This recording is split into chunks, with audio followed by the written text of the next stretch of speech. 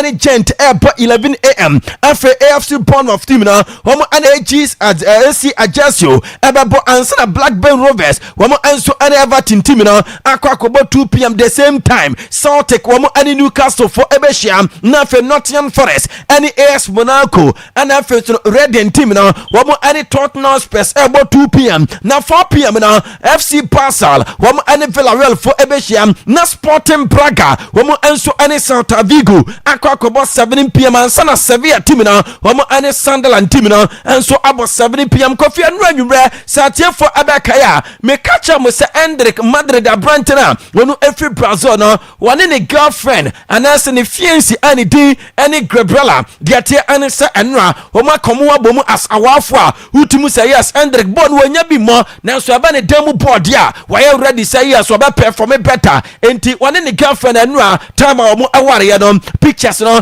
ɛna ɛroli ɛwɔ Facebook no so no na yɛka no ɛnra kwana no another Madrid player and another Brazilian player ani din ani Ida Militao enso aware ne girlfriend a wɔne ne awo nkoda be mienu ɛkɔ miɛnsa so na ɛnura ɛwɔ wedding na so no yenyo bi ɛte Vinicius Junior Eduardo Camavinga Rodrigo mu nyina ewura bɔ mu kɔ Grace Occasion kama pa na eduru baabi no na Rodrigo ani Vinicius Junior ɛto nyom ɛwɔ wedding na se nti ɛnura Ida Militao wedding no Vinicius Junior ani Rodrigo ɛma aseɛ enso ɛyɛ de yie pa because eduru baabi no mo adan singers na ye come out with their no on midfielder Dennis Ceballos and run a better just a Real Betis team are ready to sign a Brighton in this summer but Madrid for say some better now ag 10 million euros and Dennis Ceballos a player bia likely so be free Madrid no free Madrid and so club likely so be join you a Real Betis team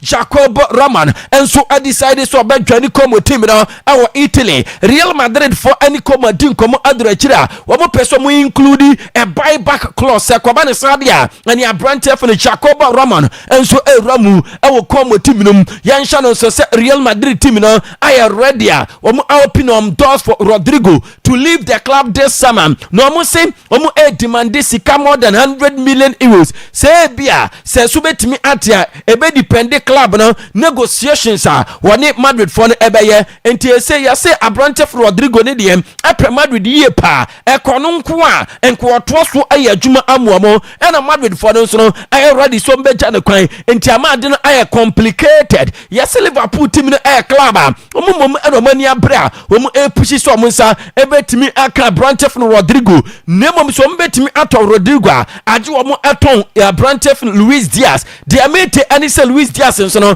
Bayern Munich team no aye club a omani abre pa sans na Barcelona for omu ani abre but Bayern for no and a club take lead I was a race room enti dia mate and it's Liverpool for a demanding 80 million pounds from Bayern Munich. Barcelona for them almost saying they some spending more than 60 million euros on a Brantef Luis Diaz. One player ne money ɛwɔ it is Luis Diaz but omunya ready some spending more than 60 million euros.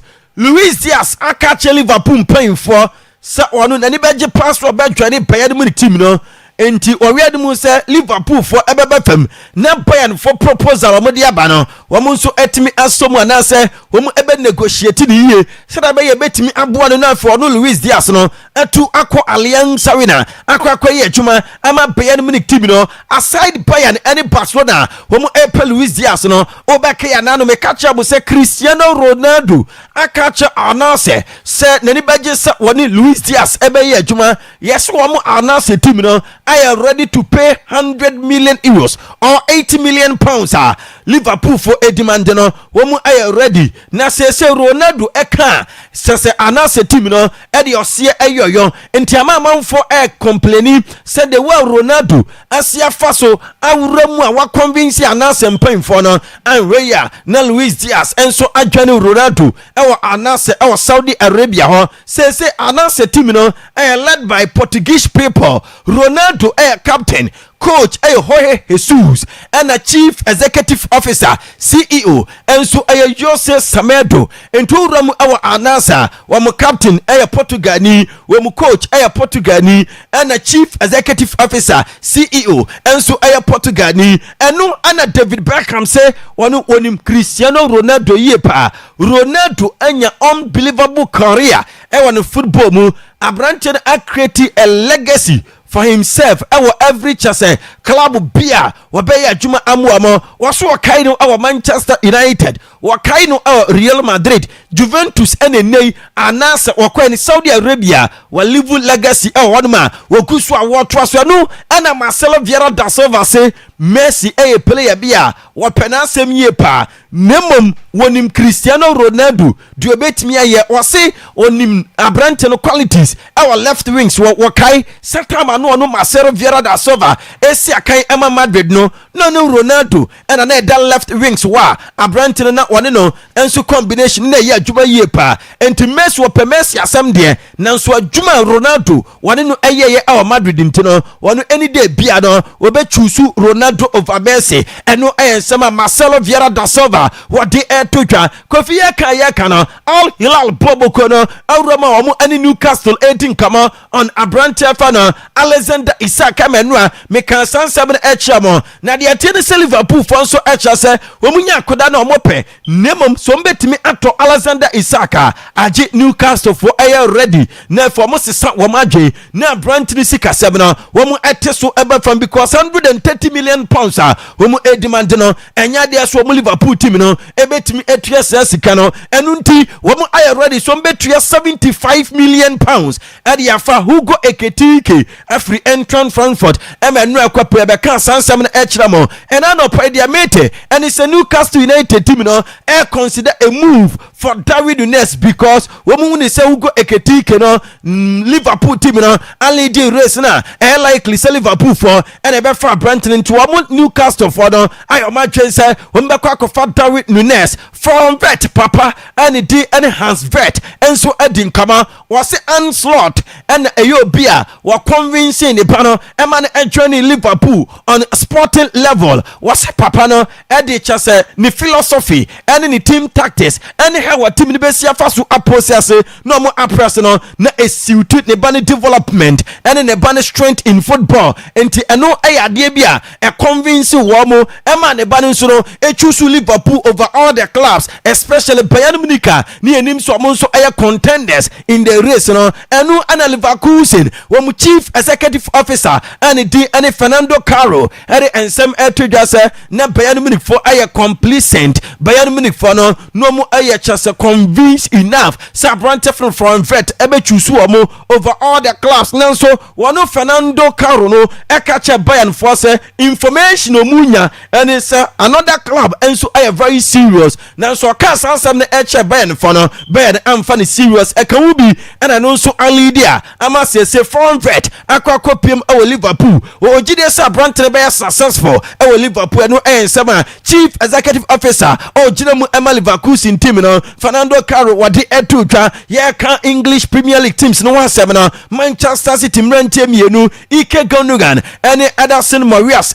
two players likely some be ram e Turkish Super League num akwa ye adwuma ama Galatasaray and Galatasaray for at the offer of 3 million euros euramu Man City for ensomu na Ederson enkoya adwuma emo omo Ike Gundogan so no omo ade na aka squad list no wa say no omo wiade mu so omo nsa ebetimi aka branch no for the season of 2025-2026 na Manchester Chrome no ehonum aye de ade amada Red Devils of English Soccer United bobobo United de Manchester United team no reach an agreement with Brentford City for Cameroon attacking boy Brand Mbeumo Kofi Sikano 1 million pounds ababetoso initially na ye 65 million pounds and na ye sika Brentford for edibante nanso enra no omo de 5 eka ho amane kodu 70 million pounds enti enra no pa the same time sabobeka ya mekacha mo say Brentford for any United nkomodie no United for so mbetua 65 million pounds no na 5 million pounds akwakwe add-ons ampampa Kofi enra say ababeto mu say United for no etria 65 million pounds na add on so no akwakoye 6 million pounds enti ebema sika no akwakoye 71 million pounds Kofi de eba and it says 65 million pounds na omudi kan etua no 4 different installment payment plan and a Manchester United and a Brentford for no and so agree na ene Abrante ne bakwakoye the first part of the medicals na fe nyankopon nyantoma ochena wa sign a contract no na fe Tuesday move I was a Manchester United for a year ediko piemu awo USA no wo mo ebeye na fe no wo mo de akọ enti next week wo mbekọ USA brand mbwemu ebe dwane Manchester United team no.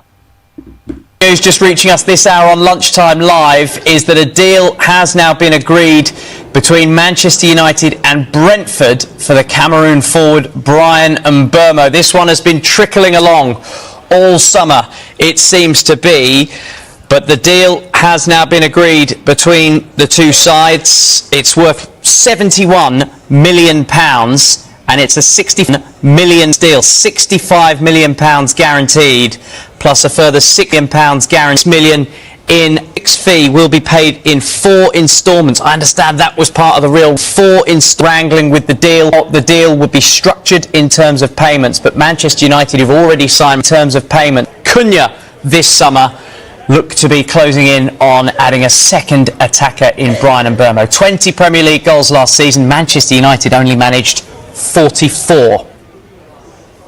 Enti Kofi Mbeumo yahwani mu say by the close of the weekends United team na enso aba confirm ya Brentford deal na Kofi de atene sa add on sa eno aye 6 million pounds no aye easy ema Mbeumo so be achieve ama chase sa achievement no enso ama ni team eno aye Brentford for the 6 million pounds. So I say 5 million pounds bonuses no are based on appearance and numbers of goals in the Premier League and a £1 million no and so a year for winning trophies into trophy be obering no and your Brentford for being £1 million no and our first no or share some number of goals any or some number of games or bar and your Ebema Bobo Craft in Brentford and your £5 million into easy for him say pono be achieve amasikano and so akako piemo our Brentford na Kofi de atene say Brentford City team no wabo 242 matches was share 70 goals 51 assists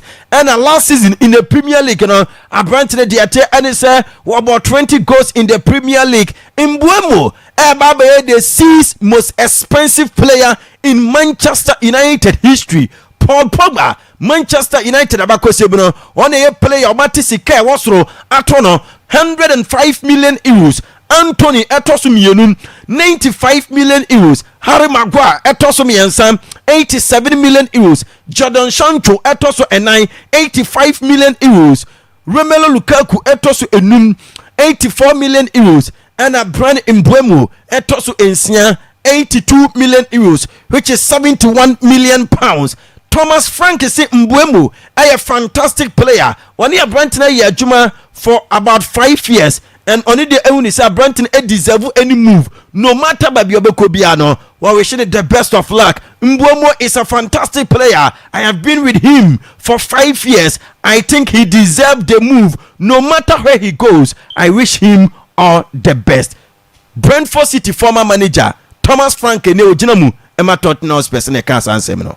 Of course, he's a fantastic player. I've been with him for 5 years, and I think he deserved a move, no matter where he goes. That's a player I wish all the best when you've been with a player for so long.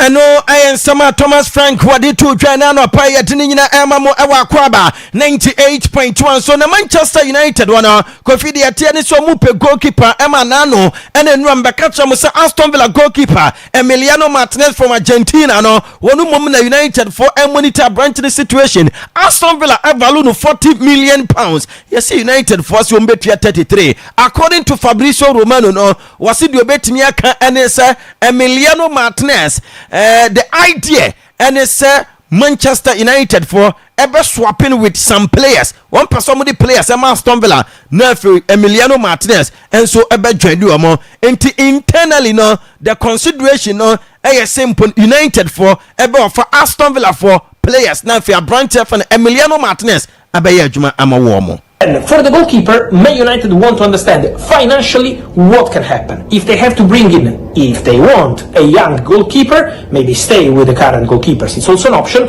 But they're assessing the opportunity to go young goalkeeper or experienced like Emi Martinez. I can tell you that for Dibu Martinez, the idea at Manchester United was to discuss maybe a swap deal with Aston Villa. So not spending any fresh money on the deal to save the money for the striker, but maybe discuss a potential swap deal. At the moment, what I'm hearing is that club-to-club talks have not started yet. Man United have still not approached Aston Villa, but internally the consideration is maybe to offer players as part of the conversation for Dibu Martinez. Then there is the decision of Aston Villa, the valuation of the players. It's not an easy topic. It's not something done or close or advanced at this stage. At the moment, it's only an internal conversation. Why internal conversation? Because Man United know that Dibu Martinez will be very keen on a move to Old Trafford. So it depends on Man United, what they want to do, and also financially what they can do. Because outgoings are really, really important and crucial now for Man United after they spent important money for Matheus Cunha and for Brian Bell. Ano aye papa de ane Fabrizio Romano wade eto dwante after so moto Matheus Cunha ane Brand Mbeumo United team ne person moton bi na for munya sika na so the players ni bi ekwa swap deal. But aside Matheus Cunha ane Brand Mbeumo and after Emiliano Martinez Manchester United for Edin on Kamana Ruben Amorim any obi bia Manchester United a new striker into internal talks eguswa ekoso diamete and say Benjamin Sesko of RB Leipzig a player United team no adinachi ache yepa obekaya enua ewa Akwaaba Sports Arena so no mekacha mo for about 3 years in here we monitor branch no aside Benjamin Sesko no we monitor the situation ekoso ewa Chelsea aso Nicholas Jackson but Kofi diamete and say Chelsea for enye desperate to sell Nicholas Jackson, but it's a good proposal. Eba Chelsea team no ebe jai ama Nicholas Jackson and so I joined that particular club no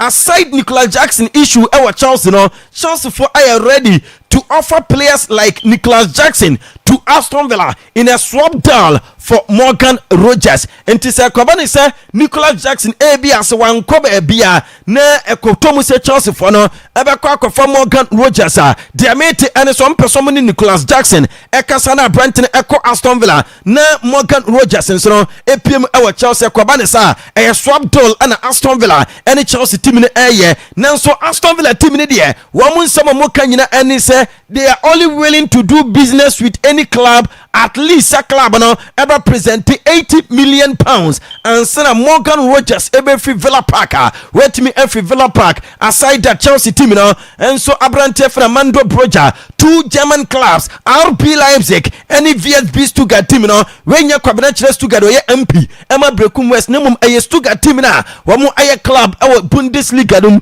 wamu so munya Amando Broja wamu epe aside that Chelsea team na any Arsenal and so monitor Xavi Simons ni situation our RB Leipzig obeki ananu deko eko share Xavi Simons ni entourage anasa no representatives na susikasem a problem enti amase se clubs mienu a womu monitor Brighton staffs any situation no Chelsea and Arsenal na Arsenal team na no a noni Madueke officially were joining on a deal worth of £52 million from Chelsea was signing 5 years contract contract ne valid until 2030 noni Madueke aji jersey number 20 our Arsenal aswaye to win the competitions we are in.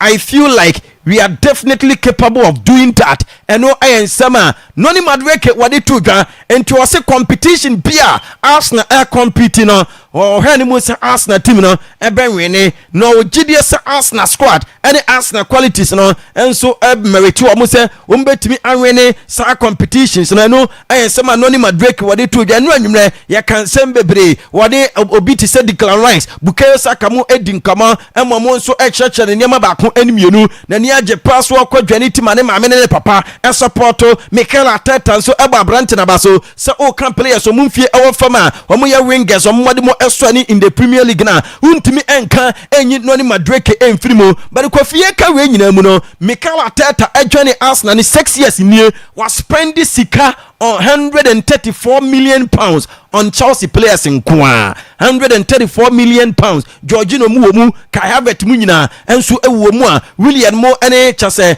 Kepa Arrizabalaga mu nyina de ate ane se Mikel Arteta eba no 134 million pounds and the top players every Chelsea na Arsenal for egun komodie so wamu ane Sporting for ye wie Abrante fin Victor Yokre 69 million pounds wamu tua e de akwakofa Abrante no Sansna Christian Mosquera de ate ane se Abrante no no aye photo shoot awie waye media interviews ne awie de aka aye official announcement eno ye hu pictures and videos na apop up e kire se Christian Mosquera enso ewramu ewo Arsenal team numa yade ni nyina emam West Ham United team no move ahead of Everton in a race to sign Juventus and Brazilian midfielder Douglas Luiz. Juventus for say womo consider any offer less than 40 million euros eno sama Tuttosport anopai womo ente emaye. Leeds United for so confirm the signing of Shane Longstaff from Newcastle United for a fee around of 12 million pounds.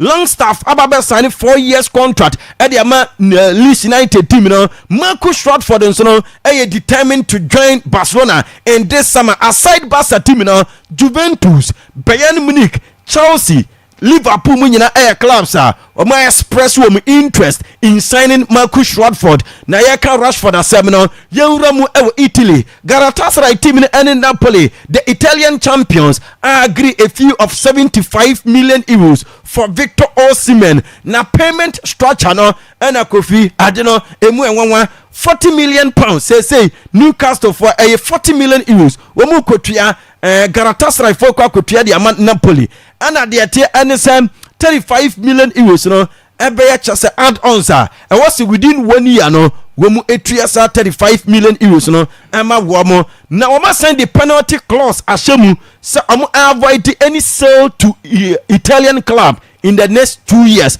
enti se Italy team biaba sa wope Abrante for Victor Osimhen Galatasaray for entimi entono ema that Italian club agi 2 years atwamu eno kakra ekoso ehodum Milan team no enso ane Brighton egun komodie so Pervis Estupinan womo the first bid ekoye eno womo reject ye say the agent Joe Mendes any Pervis Estupinan no womo pe move no ntom pese womo ni Milan for ekasana Milan for epeje can be called 20 million euros womo de kwa ene de Brighton force ewo fam Ademola Lookman a reach total agreement on personal terms with Inter Milan after say Inter for enua womo ene no edin come directly no ya say Brighton agree terms no they made NSM say Atalanta team no first offer Inter edikwa no womo reject womo so mo pay more than 40 million euros Kofi dia made NSM sika Atalanta for ebetimi a convince womo no 45 million euros plus 5 million euros no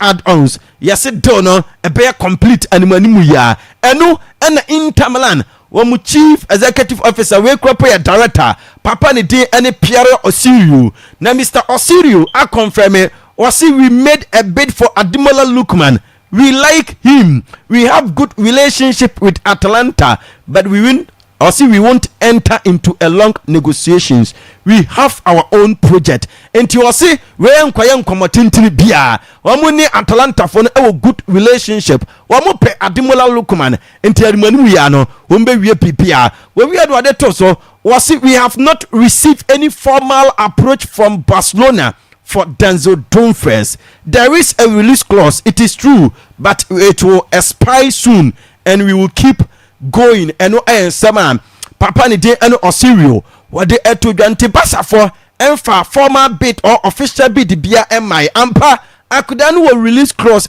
no kre enche na expire na so de omunim ane so muguso a omde womu ye omadwuma we no so omne Galatasaray team no akasa wasi we spoke to Galatasaray for Hakan Kalhanoglu na osi after so omudi nkomo no immediately do no aye off enti Hakan Kalhanoglu enya de se be free Inter akwa Galatasaray and was say Marcus Thuram enso not for sale in this summer, no chance. And ya there's akodane ekoba bia Mr. Osirio asan abedin komo afa Yan Soma ho was say nyam no korada say Yan Soma no are getting closer to join Galatasaray was in nothing concrete and ane e was issue num enti goalkeeper no expected so obetna nemum abrante fini Christian Aslani de wama catch and so pay different club eno and some director Emma Inter Milan team no papa ni din any Piero Osirio wano enso ede to the Juventus area de mu se Dusan Vlahovic wamo ebeton branch no wamo say wamo ebeton over 20 million euros club somebody can the offer aba and no below 20 million euros no aso omunya ready some branch for Dusan Vlahovic wamo say AC Milan and Manchester United team no according to Casio Marketo wamo and omune Juventus when edin come for Dusan Vlahovic wamo Juve for no so say womunya Rasmus Hojlanda womu epento amonso egu komodie so with Manchester United Kofi yenyina so na no pai amanene nsama ya boaboa no yemfa ni nyina ensina fe ene abedwafo emfa de aka entoa so emma atifo ene no pai yo yeda se bona na otene ka se nyankopon nya aduma Tuesday ena ai Steven Asareba for Manuto okay wone Steven Safo wamo join ye e wo the studios of Akwaaba enti nyankopon nya adoma Benada de ebe hu waso aba ye wo hu kaura yeah Hussein also onye Hussein waba Manuto aba more than 2 weeks what the 2 weeks okay in 2 weeks mo an okoyi because also banana Sunday anambwa coffee dabi okay before the Sunday okay they hu na before Sunday no enti e ka tan se oba ampa amopasen ka homra okay and Kwesa production is here and Tuesday ni there foreign new year na mo here foreign discussion new year na ya jai ahamo na ni omo na nyina nyame no omo ana wo se me bua nyina wo se na bi o na se nkonwa ye emiensa na wo ha enti se Manucho tibenkum na Safoti nifa na ye be ko so cheketi amfi e be ko so me akopet ya bench aba do better ko chire enti asa ayiso kan le friend say dia wo se Taylor so kuma enti Taylor wo sunyane ogo sunyane se okay Taylor wo sunyane okay yo yeah that's it and na kwa se Manucho mo wo match wo sunyane penkwase astro sound I'm say become professionals ni sunyane professionals oh okay okay yo yeah that's it enti bona na atene kasa na ni sem wo de si husi atena se ma yenko no ho na nkyeremu no omfa ne de eman wo wia de aka no yebetwa so awufiase na fi nkomo bi aka bia no na osotimi atimi live on Facebook Akwaaba Radio Brekum on Facebook no Akwaaba Radio Brekum sasa Akwaaba 98.1 on Facebook Akwaaba 98.1 on Facebook na Facebook Akwaaba FM on Facebook onyina kwasio no live obit makonye bi na ohwe uduwa na waja comments no like kama na me share so ana Facebook YouTube na Akwaaba 98.1 on YouTube Akwaaba 98.1 and so ukwa ba konye bia na TikTok no so channel so Akwaaba 98.1 FM TikTok na Akwaaba 98.1 FM awanyina kwa show no obetima konye bi na wahwe Hussein good morning good morning Kofita wo bibia boko pa ye de nyame asese bibia boko ye Saturday sa na obe preview bibia de bia oni abra no pi na ba we see trust wa twra be pesa media open insan on abium okay ye de nyame ase okay yo any my yentio Yanche obia once again na yensan kai mo say live on Facebook Akwaaba Radio Brekum tuba we na so watch the program no kama no obi anya bi atie because no Saturday na extensive into we join here also obetimi cover a lot anya sem keto so yenshen common na me who the wedding pictures of two married players enra na Saturday no was Hendrick and na Abrante and the other Eda Militao ono so akọware in fact Kofi PS dey uska nti so omo ye wedding ne nuoma de ube dreamy but unya gas e nuoma ebe kom no na anodena enya asem keto now the shock me kakra enye Militao wedding no yeah but Hendrick 18 because time I met say Hendrick aware ne girlfriend ababa ni din ede Miranda no eteme shock yi pa why yes minim say bi abrochire any other countries no omo culture ne ade ahakwa unya obi nya 18 credit yes but to me that is the way I feel enye normal I think for Hendrick any normal happening with regards to the career and the Real Madrid and then he's currently injured I think instead of him to focus on say Obenesi the injury there is a real situation problem on Madrid ebi ya dey Gonzalo Garcia he ball of a boy at the club World Cup o ware no nso ane ne tena nkurabere mo Luis Suarez dey no okay because omunyina no me present o Militao dey na in fact Vinicius Camavinga Rodrigo and all the other players omunyina Kofi Eba ho no ma na bia invitation ko me ye sure so be inform me because omo ye ni playmates what I say and obviously no obey inform me but aside and no I was expecting say be ye be hu omo e wase ni bibia but ye hu omo wo hwe Abrante and the Hendrick so there na I was like maybe omo wo ho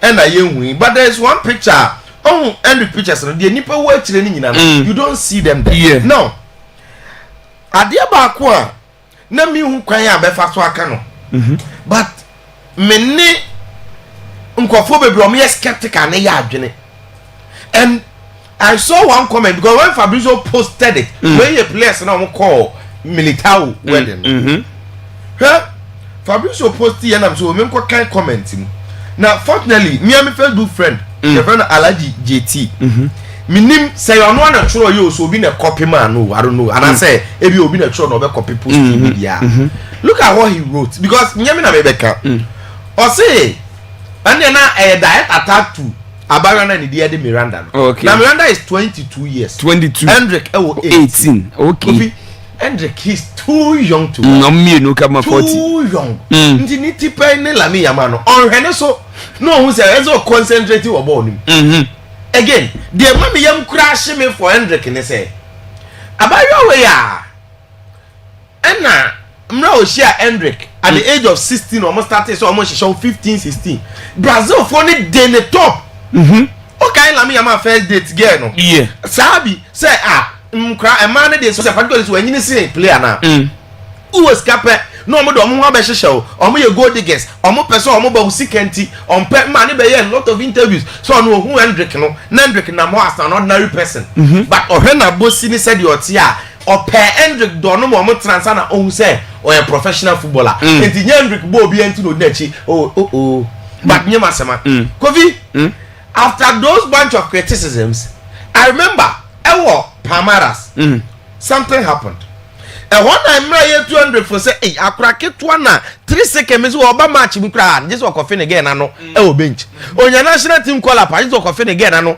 e won nchen in fact omo Real Madrid on Velons this in behavior say omo mienu no they are tied together addicted to each other but all of a sudden na attitude any sanoman it is against contract na omo assign no no e won fine to oba na obenya be say mistake na you pay to the bema say bema na be ya you pay to the oba automatically say mra we wan e be di no Hendrick na footballer or na ye I mean obi e likely say I mean the football ni ade bema I mean who dey ye say kan both parties must not argue in public places na say only bad dey tia dey bia nyoma ye omo ye still ye say ye di what I say because man me wan dey Sacred, I want to bet maybe two but with the emphasis close to it is mandatory to say I love you in every situation. Sir? And so Shegu Okrana, and so to me, yes, I be again who said I love you. Or come and no Pia, and so to me, I love you no man. Kofi, or don't so watching Planchet as a monoma in a ya. Kofi, neither be I love you no panic. Toda ne kaya no se nipa no odono eswatia uze se sunte ya on kate ko no to I love you odo so di tribu di nti why no say wate wonte on can be back obo e chese o boy oh but for no to nchen Kofi ezoka I love you in all situations nipa we also concentrate on football. Almost both parties must have no romantic or intimate relationship with others, including their exes. Now, having on our ex, my friend, now ex, I send a filter, or send this a new pictures. Now, also, on any no, it's against contract, which we are fine. I must say, violation of any of these terms results in monthly fines from either the party in the form of either gift or money. Yeah. Now, these things about Monteno at the time, now Hendrik about Palmaras before Real Madrid. Because I remember when they asked the coach, coach they catch and they said, oh no, there is only one thing of us who catching Hendrik on focus on football. Oh, okay. So it is not the first time I hear him be down to Hendrik. And then the attention. Oh, the man, the girl, instead of ball, didn't really catch the pressing situation. And then nothing about his uncle. And the said, "Count sure. A bit more possible." Coach, Eddie can't complain. He's unconcentrated on football. But Obana, I better touch her. Picture away or more on by the white wedding. Put him the Messiah argues because we know who picture be a test of Mukubi. Military they were the big men there. If they only now by who will be there. Okay. Now, who zoom in with pictures now? Who they zoom in already? At least, let's say who they zoom in fan, who zoom in other side. Let's see who even one Madrid player, even Vinicius, Rodrigo, and now what must say?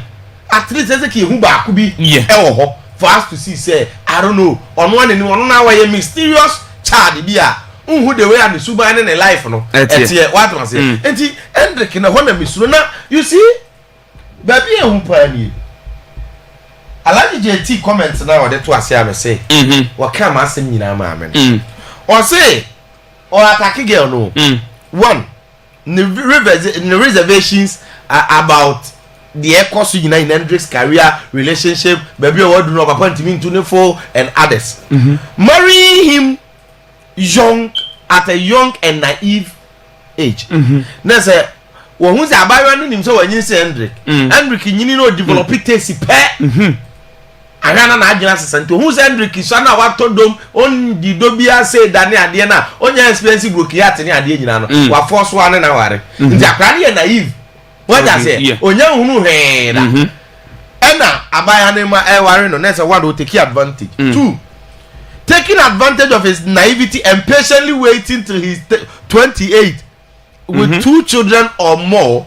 Next you abaya na heda based on the amount of accused abaya no just wa shed that one say the ometna Hendrik benya be 28 na wa ware one na we be a matu ni ade make false accusations against him but abaya na ba ai one meti kura obo me oye mi say one say they are na our file for divorce obi anso nka bi maba no including judges and member court bema no including judges and member say ai ne ba na abroche so na file divorce na onya akimia bo si aje ojapade nyina finally ne dia ma abayo no bo say o sa ye say play do of Brazil Kofi me refi ni din ya je na japade nyina ma odeka ya jini nyina obo national team work I forgot that player Kofi ya jini japade nyina ma odeka enti baby abi suro no say ya careful e bedroom na bi no na Hendrik career no and someone concentrate this on football because already Madrid no or lose position honestly so any other team he will be bitterly exposed. Development stage now a team beat Real Madrid limited minutes no yes a man for complete but in a way wow you grow along Vasquez no na no money bobo omo hihye mu a no mbe mature no mbo fry but you do ko team bim se sia na e kase ko gina attack Hendrik ko lead line na e ho na bon se sa team no onim se wato afri Real Madrid ogwo de na waba into o demand from you onsuru ye play happen ye develop into have the results na open enye ye onim de ye af na ja call Juve second team Roma no na onyam mature enough to lead a team as a center forward and team small minutes na Mourinho de neba any opportunity na Ghana de ma no na nke ebua ne career but okọ Cremonese na o mo ka so ya to 10 million se 13 wa ba ha de a na ba lead attack Cremonese nso enya anata enye team a de bia no mo de beta ntu kra na be za kaketu abi ntu ntimi nche goals no afi o be wi na team bia nza asa o kra wonya enu bi na me slow for Hendrik no enti na e ho se o ye den said the Palmaras coach in the catcher in the Alonso now, but he's a demanding coach. And won't fit into the tactics and the system. Oh, problem. Yeah. Rodrigo Numcro, so, Kofi, a Melanisa, a foot to a dear. Ultimate farmer, Brazil, ni, about Ghana, to do a Pebia on your Kofi, free way. Now, Manchester United, Kofi, finally, or more average agreement with Brentford. For Brentford, the other Brian in Buemo. Now, 25-year-old Cameroonian, meaning say, or Kokau Unana, now 2 Cameroonians, Manchester United. And then this is after first bid, now United acquire £55 million rejected. Almost I did the latest bid of 55 plus 7.5, making it £62 million, and also rejected. And then Brighton for no, Brentford for no china dear Bacope. Say, Mena Mikuta Madia, Mena me determine Boa Majie. And after a long wait, United knew, says, someone increases Sikanwa, there was no way. And through Brentford satisfaction, I won't Jeddah. In as much as said, Mbwemo amo the exclusivity say United in kwano person obo na minim de wahu ene de actually but Kofi so and then United came forward and they paid amount in a region of £70 million. Add-ons on about actually mu wahanom. You get it. So that should tell you say you case getting in Aboma it will be around 75-76 million pounds in total. Meaning say Brentford for that fair is cannot do almost satisfaction. Yes. And then Manchester United will match against Leeds United. And your official yet for him to do his medicals and everything, sir, or baby. But after this game and then against Leeds, no, and no more call on main preseason, no, America, Chicago. Into Amuko Drew, our first game will be on the 26th against West Ham. On the 26th, so we are 19 into date room. So he will join them. No more Chicago. And then the main preseason, no more for 2 weeks. West Ham 26 July. We are Kofi against Bournemouth 31st July. No more against Everton 3rd August. No more Befie. Last game 9th on the Premier League. No, ever started 15th August. So I'm last game 9th against Fiorentina. We are not a coach. You know, it's a season. No, and a Oko remnant. So we'll be here. Kofi na Morim no. Why anything? So Abrantian is signing. No, not Omuntimin chain any longer. What I say? Yeah. No. I've looked at United team no so far. I think that after Omo tried to prove something because I wanted them to react much. Looking at position now, Omudi, you know, a club in the level of Manchester United, even though they've been struggling post Ferguson, but see a very season now United could be 40 points a and then again 35 goals crown or the whole league season of 38 matches. Now Manchester United are finishing 15th. Tottenham are sharing left, right, center, front and back. Situation on come. I wanted to see them reacting for everybody to see say Omani Abre. Now I think say with Kunya, Mbwemu, these 2 players a very good move for United so far. Because in the United, analyze more. Competition be almost free to a domestic competition, so you can easily determine these players and then Kofi League no but who situate here day. Why? Kunya has played the Premier League for 3 seasons. And the Kunya now Abano, there is no risk in adaptation. Even though a new team, but in the same environment, on every single opposition will be facing. What I say, every venue or a privy to. And Mbwemo 4 seasons. Now, season your Mobile United no. Kofi Mbwemo had 20 goals. For Brentford. Again, Kunya had 15 goals for Wolverhampton. And it's a what of these 2 players ever be show team one. Kofi, yes, team be and majority of the players. My first season, I'm going to match or pick goals. But at least these are players that will give you double figures. If United add these players to a team, no number double figures, it will improve United's attack. And they Matia will be a reporter and say now they are focusing in for a centre forward. And I wonder, say that I don't know, I'm looking for the options of Osimhen. Because Osimhen is a proven scorer. Imagine if Osimhen leads this attack. That would be good. But obviously, no. Shesko, Gyökeres, Isak, Ekitike. These are the 4 strikers at this summer transfer. Team BL per striker. Na transfer experts no. Omudi akosha no. So once again from Shesko ya didn't man team BL no BL turn a striker no. And naka nti yesi Shesko to Manchester United omo odwen ho. So we are waiting. If they even get Shesko, Kofi, yes. We hope he will be good. But these are potentials of Mobile United. No, Sana Rasmus Hoyland the potential by you. But he's struggling. Remember what? Yeah. The ball for Bologna. He's really struggling. And the Shesko no so onye proving so Osimhen no. Mama Tramo Osimhen Galatasaray for you know. Remember what? I feel no Osimhen. So that is where my problem is. But you see, I was looking at how United will field almost players in India. Because what we know, Cunha was so well for team and the Wolverhampton. And was share 15 goals. Yeah. Beautiful ones, of course. Stunners. Premier League, no one will share beautiful goals. No? On the Joao Pedro.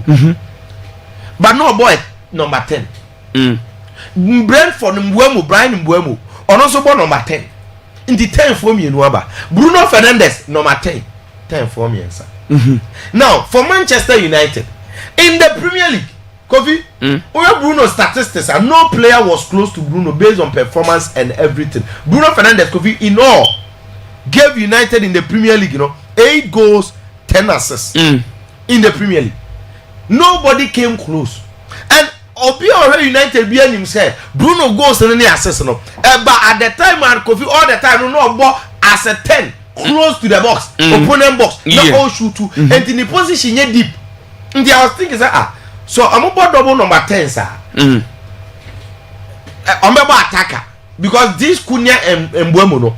Only be more 4-4-2 now. Cause I'm using the leading line. Yes. I'm profile no empty. And there's one me now go behind striker. And Mbuemo operating on the left side, on the right side. Cunha operating on the left side behind the main center forward. Now, Ebasa, why you careful? I just say Bruno bad deep. But looking at this United team, because squad now wants to see any place to motor striker now or open. Even some man to strike and poor. The best formation, I have 4-2-3-1. Said the Ebeya on your back four. No, let's say Onana impose. Of course, Onana will be the first choice goalkeeper. So Onana impose. Patrick Dogu on the left, right side. I don't know whether Obebo or someone's drive about that law, Obebo whoever. No, Obebo delete. Maguire back four no about double pivot in Ugarte and Casemiro so the 4-2 now front three no the entire 4-2-3-1 here is because the front three and the attack it will allow because of double pivot Bruno Fernandes to come forward and play as a 10 behind the main striker and then Mbuemo operating on the left wing Abrante and the other Cunha operating on the right wing. Sorry, Mbuemo on the right wing, Cunha on the left wing. Now I'm on the main center for me. Be around so I don't know but Kofi. No, so I think I'm a perfect formation to see the current available players. No, will be 4-2-3-1. But it's subject to what the coach also sees. What I say? Let's see the United team. So far, these 2 players there is good. Okay. Risk a crane. When Liverpool buying for a vet at that fee. It's riskier than Man U place cannot on their to this place. Because yes, having no new league, we don't know if Ebefana and for change environment. But for these players, we are proving already in the Premier League. What I say? Into a more adaptation and it's a risk and more. Okay. What am I saying? And I think so far good deals for United. We hope to see them do more. Our more problem power has to do with squad size, because and then once Anthony Ababak on coin. Marcus Rashford, Obi Antoy. Zedzine Rasmus Hoyland, the person who told me Obi Antoy. Look, show me now so ho. What I say, Chido Obinum, Omi now. John Evans, I think. I'm on an appointment. I'm on an appointment. The player coach, on also. Now, and then what the Mwemo Kanwa, I'm about 32 to 33 players, which is too much. So I'm going to be finding a way, be no more top players in it be free. And no, no problem. But some to me here no so far signings no more here there. I think some cost to say United will look good. Arsenal have completed the deal for Noni Madueke. Of course, it was always happening. And you were granting intent and everything. He made it clear he wanted Arsenal. Now it means that to say Arsenal after Zubimendi, Christian Noga, Kepa, Ama Ade Abrante and the Noni Madueke from Chelsea. Kofi, Obiantie me ye. Noni Madueke is a very good player because of the way of born a ball. Yeah. But you see, at this moment, we ask ourselves, say, Obetimi akoye se adwuma na ma Arsenal na. Okay. Now if you look at his profile, or your left, and then modern football, no left for no mujina right. No more timi aka go to right, am I free unya free o timi cut in. If as our placement, bending shot na play so Bobby say, la me ama mo place position. Sa boss no. Eye omo a o ye right no gina left. O cut in na wabo. O ye left no gina right. O cut in na wabo. No ni Madueke is a player na ntwe nyina ye say obe cut you inside out. Sa players no so no. So a left and so about right. Madueke is a left footed. In the also about right. Now right and so Arsenal Saka ni gina ho. My problem is Madueke is not a 10, and even if it's a 10, won't mean bench Odiga. And Arsenal may feel 10 there. A bad is what we build them. You get it. But on the right, say Arsenal, if it's one person we improve on attacking it, it's no more time. I'm not Madueke there, but I'm not. Because I tell you, the ball of an one compare right side, yes, on Pekeke, on Timmy more right side, or go more right side, or you're predictable, or you're easy to deal with him. If I want Timmy shoot to what the bone, or more left in a chimono, or hand to or the one only do on Timmy 5 years. So on the right, no Timmy to Martinelli. On the left side, no. So I'm going to call left, on Timmy to Martinelli. And obviously, no, they have bought a player who is coming to sit on the bench. Oh, okay. And the four signings now, Arsenal, Kepa will be a bench player, Nogard will be a bench player, and then Madueke will be a bench player. Oh, okay. And this so far still on one year. Look at this lineup. And then Arsenal here we Gyökeres. You almost still man you didn't do a motor home. The old Arsenal players no new ones no. To be made the and then Saka down the left, right side because medical catches and Madueke on to mean to Salah, Saka. All right. On the left, because of transfer in Inti, and I'm moving some Madueke bet to Martinelli. Oh, okay. But any injury no be anywhere. Martinelli will offer you what on the left, no Madueke cannot offer to me. Okay. What was it? Now Gyökeres lead the attack. So Madueke now all ban Kofi. Mimi who say mechanic say in terms of squad depth. So more add say the game do a second no game do be a here play be a quick depth there obetuma add. I'm a squad in the white. But so Oba best started there on the right. No. It is almost up on the left. Almost per left. And they should have wasted the money on Madueke. Yes. I say for Rodrigo and I say for Obisai. You get it? So I think that Madueke de Waba, but say they who on paper. Only ever started season. Because right in the obo, right and so better than Saka bench. Only never left her. Yes, Obe for social obo, but if he left, only be more. Arsenal for so more per left player bit more pretty from the left near there. Rodrigo num the options. Oh, okay. Yes, player be aba will be happy, coach will be excited, new player, initiation on the family. So it is all happy moment now. But Kofi, truth is that so just oppose ne profile to Arsenal game one. At this moment when or left or right or yeah, power. Send the effort to the man on the right side now, the man on the left. Oh, obviously, the effort to know. And call Obetuma ma, Obetuma Bama on this Sakaro, Ebehu. But the other man or the man on one side, right side, on farm or left. What must I say? The other man or the man on one side, on farm or left. And this original left, he's a different player and the quality, no. And Timmy operated to say the Martinelli Moyen. Okay. The goal that Martinelli scored from the left, how effective Martinelli is on the left, or Timmy taking players on, or Timmy Martinelli now has an MP player on sign you. But we are only saying, say, players be home about him. What must I say? Yes. And this one over just a grade A. And over to get Martinelli because Martinelli no, because we a grade B. What must I say? Yes. On A, sir. Into who buy and you say Martinelli will be a new obi or obi or. The one I may walk concern no work kakra. Now, because we young red Germany so. Now. Eric Ten Hag scholar and no one come to so my mission be afu. Bye no. Flamingo under 20. Ashe Bayer Leverkusen 5-1. And Bona added the record say Alonso ko fa Leverkusen na no that 17 you know team be anti man show mo 5.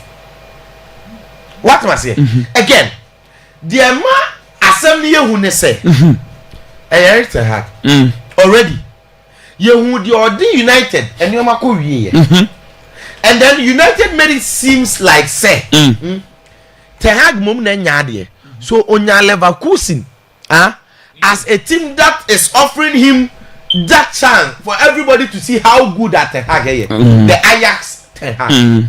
Now, and then results when they say reflect will be Eden Adjuna Kosi Manchester United say, hey, now I Ten Hag they say well who be the because say they start to Leverkusen Flamingo under 20. No senior team no. Ashe Leverkusen senior team no, Brazil team no. Under 20 Ashe Leverkusen senior. Uko Brazil who jubilate. And then the coach they say he doesn't give a damn about preseason results for line. Coach. But when they other form team. What man say? Now Ten Hag, Kofi Alonso the nan they coach Leverkusen. They never saw or see this. Remember? Okay. And then that Ten Hag abaro. Among for be feel say that will be the fall of Leverkusen. They will go back to their previous way. It is our banner over starting preseason. At least they're expecting you to start on a good note. The preseason results is nothing good to write home. As that team about preseason, we can say rest season. That the baby in now trifanable. I'm about now for there. I started my day one winter. And yes, it is always better. Say preseason no coffee. Ube to me are finding problems in your team. Now I pay solutions before a season starts. What I say? Yeah. And the shall occur more problems, weakness, and the way I open the place that you say state of team no. But again, the Ten Hag bit and the Ten Hag thing now air course all about who's it is not because of the preseason, no. It is because of some flashes of memories in our Ten Hag Koja United. And the how paranoia Leverkusen for me say hey Alonso ko Juma Alonso be ye from vet so ko ye other players ni be fifin Jeremy Frimpong no nti ye team ni be konachi na start pre-season with this results wa oyambeso nti e ho no mo won there trust issues and na ma obi ayen hihye no and yes as on a good day over yen sign mo say a league match Leverkusen be share Flamingo at that what I say but flashes memories na dey mo no omo mpe coach in memories maybe you free by any coach no more losing players and the one at Ten Hag but Ten Hag should know say the career no he's gotten the best of opportunity so be obesan saw the light be for people to appreciate the last time I told you guys here say Manchester United job na be the impossible job every coach comes there as a good coach potential no be bad coach obe free one no onye bad coach impo a bad plus one of the most hated coaches on earth nkrofo kra chiri no kra mpena ni ma he ebi kra to Amorim currently United enti enche da nye the coach's problem entirely with United but oko ba bi a una be prove say na ye coach ni problem and na ye whole problem and na ye team no enti this is Leverkusen I show a lot of potentials mewa I show a lot of promise and Alonso they were playing better than even Dortmund. They were playing better than Leipzig. They were the second to Bayern. And he says, see our idea. Who never so prove it? Never one casa good. Because Leverkusen Jerry Dumpe, this is the second division. What I say, Raja now say, yeah, Kobe, Yanko Jem, Bayern Munich. Now you see, Bayern was problem. I don't know why. In need of players, attackers. But I've been trying to understand why they are unable to attract players. The fact is, I'm players be different teams in a doors. If you are a coach in our leading project, if you are a team in the current state, if you are a ska, if you are a trophy, some person at first, because if buy any young potential. Real Madrid and Barcelona and or consider buying. What I say? Because they always do well in the Champions League. League in so bad. And then team for you to adjust, adapt and everything. But I don't know why. Yes, Bayern G League recently. League in but Champions League, even though I'm buyer to the quarters, I'm about Club World Cup. In fact, I'm back to the quarterfinals. Also, but but still not as a company team now. So I'm fixing your 1 or 2 be. But a nay with this Bayern Munich, are in need of attackers. Players and person meko. Yes, I've read some articles. I've been blaming club president Oli Hoynes. Okay. Say, I don't know what to buy and Basabasa. I'm gonna do this thing. I don't know. I'm going for Max Ebel. Every lives again the number. I was sporting director if we Salzburg. And to the sporting director, so I'm active. I'm name players. Eto. And they sending players to the Diaba. But in a time that I in dire need of attackers. Obi wa how on Tiasi. Obi, the entire buy here attackers in me. Hurricane Crabber. No, him say buy never top quality diafra. Ama de be no so atimi ahye go. No matimi age trophies, including even champions in other domestic titles. This season yeah buy in Kobe as we are talking. Thomas Muller edge team. Yeah. 1. Matistel assign permanent at the Ama Tottenham. 2. Attackers no. Leroy Sani ko Galatasaray. Yes. 3. Jamal Musiala we pra. 4. And then even Serge Gnabry. Unti so what do you got to know so okay. And all these players are out. Like a hurricane. Kisi koma no kra no obi ani hontia. And the no and Kabaya and the quad you will guarantee starting position. But okay, me say anajuna me ne Nicolas ma me din komo. I asked him say na Nico de na buy and the and she told me say buy for na ba omu fie ho nyese buy for no afre omu o ma ba omu fie ho ba that was exact quotation also o ma ba sa se me say na manu te ho say also o ma ba if you it is a buy ntima walking to omu fie but Nico so on pay German that was Nico's reason they couldn't convince him enough why into uncle sign. Okay. They had good money, more than Basa. Say the brother was reported in the media. Cannot come back to any BBA. Never so say the Basa. Nico Anko. Luis Diaz. Amudi Nechi. No. Rodrigo they say buy him phone and say you said you said you I don't know. But then look, every single player that buying are looking for. But see we don't you I dey back where how mo cry say. To say Barcelona broken heart on Nico Williams. Nico Adam for Lamin. Vet na Adam for Jamal. And you know what I'm saying from Vet there, particularly for Germany. What I say? And Obo Leverkusen. So Obo Dortmund, Obo Leverkusen, Obo Leipzig. Now Obo our biggest ambition, and then so Obo by him. That has been the norm, the natural thing, because other countries an adaptation there. But Vet now by him quite anymore. Kofi, he rejected by him. At this moment, imagine say Konon Kwampo Nebeka. By Benya Hope, the same league now are flourishing best player of the league. And then imagine say Jamala Musiala sign bar Musiala vet Hurricane attack.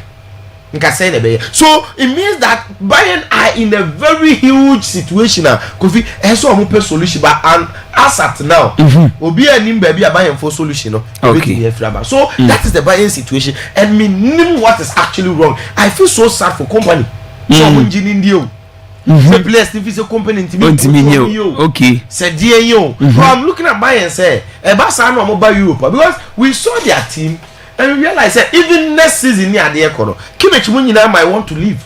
And the situation at Bayern there, transfer one of the teams that we were hoping to see say on my year busy marketing based on situation I'm about Bayern. But okay. Lastly, Rodrigo goes. Kofi, there is some PR media and then Komobia yedi about transfers. Na equity just suspense keke. Na amount in future the media na san true bibiato so. There is no news story about Rodrigo goes. But they've been reporting a lot of news about him. Why? Because of the suspense.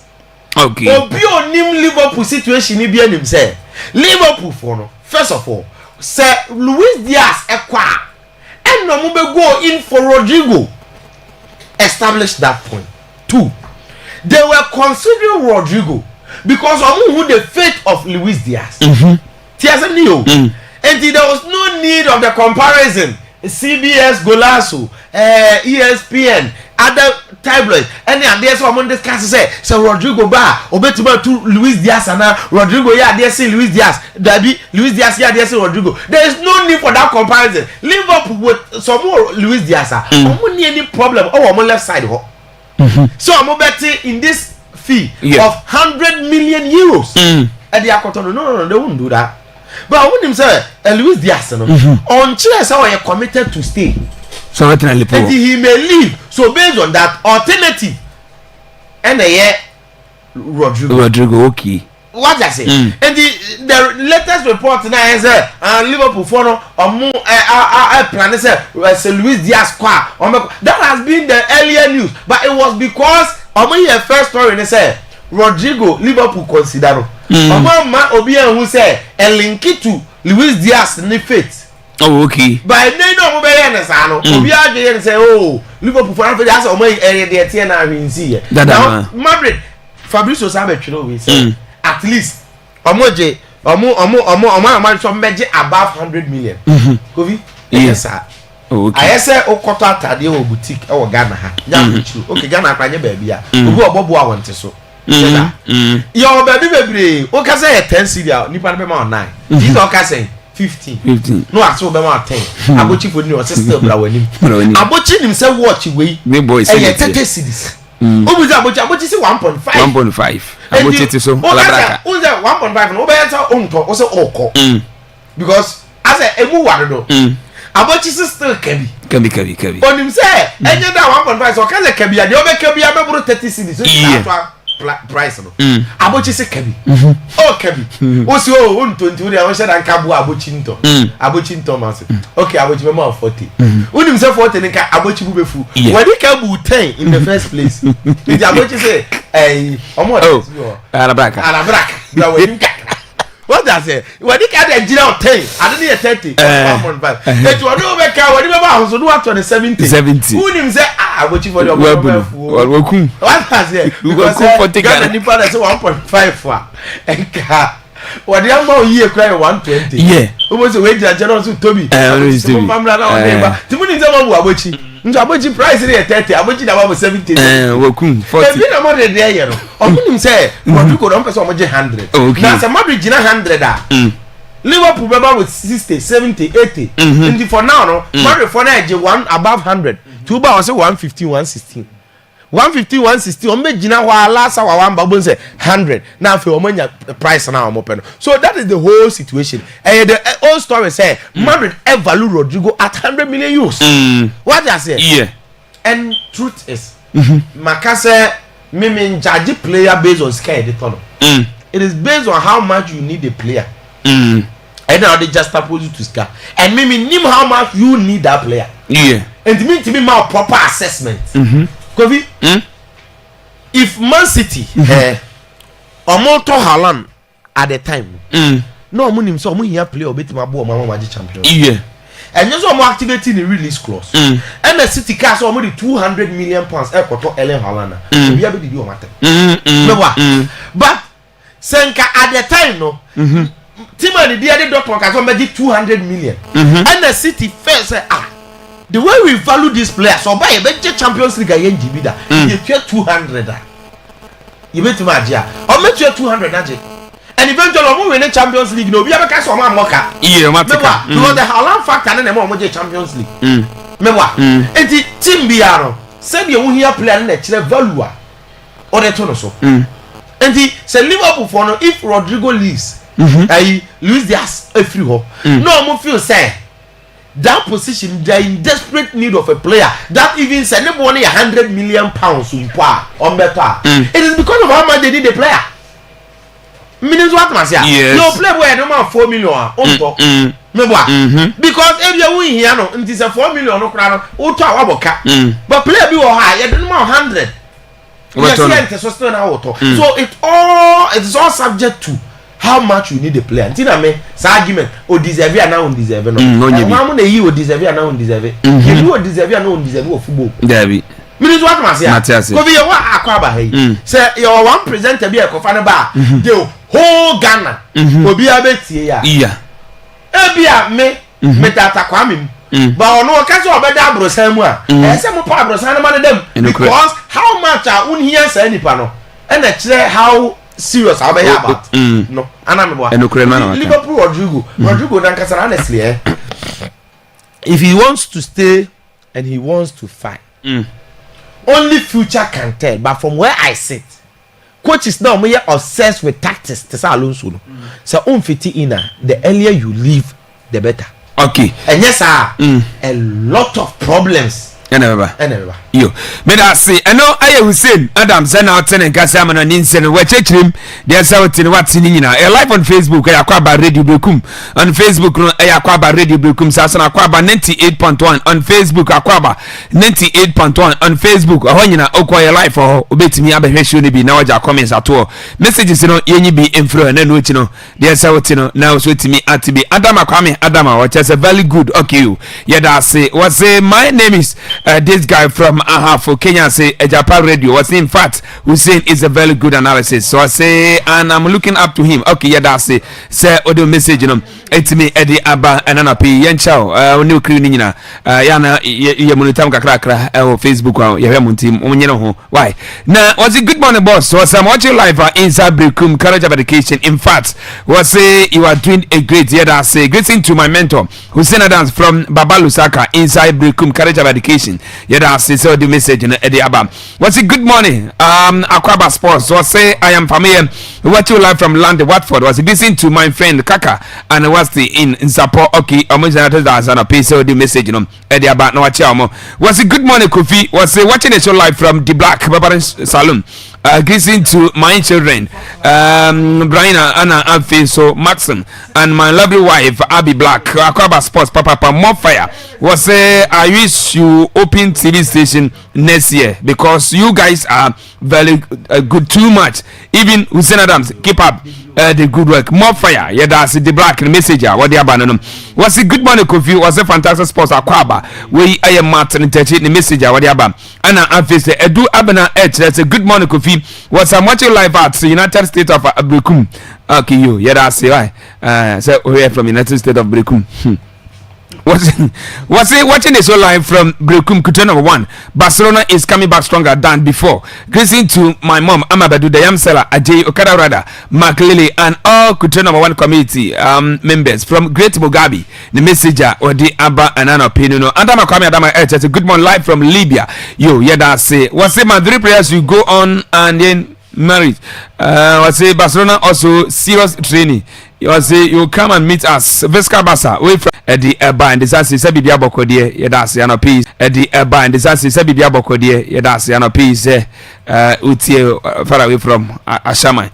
Yawe na Yamfa F7 and Twaso and Fama, Nedia Savotino, Utimi Atibi. By Facebook was see Akwaaba Radio Brekum on Facebook no Akwaaba Radio Brekum Sasana Akwaaba 98.1 on Facebook Akwaaba 98.1 Facebook and Amfi so Akwaaba 98.1 after Akwaaba FM honyina okwa a live for ho obanya show ni bi na wahwe na so akere wadwene so etimi ede aba ne nyina no ode ba ye bekenkan etimi ede ama na so atede eba hyehyehye no nyasam kitokra na yanto aso na ye fa fisem na emra fisem na becha se ede Frida Black Queens of Ghana omo akachin Sharon so yakopie mo Morocco wafcon eguso a ekosom na nua na quarter final games no etimi start here na Sharon so Nigeria for and Zambia for and the pem se wie no na Nigeria for no ma hyenum ama Zambia o man timati can be not a film e quarter finals na second game no 8 to just 7 p.m.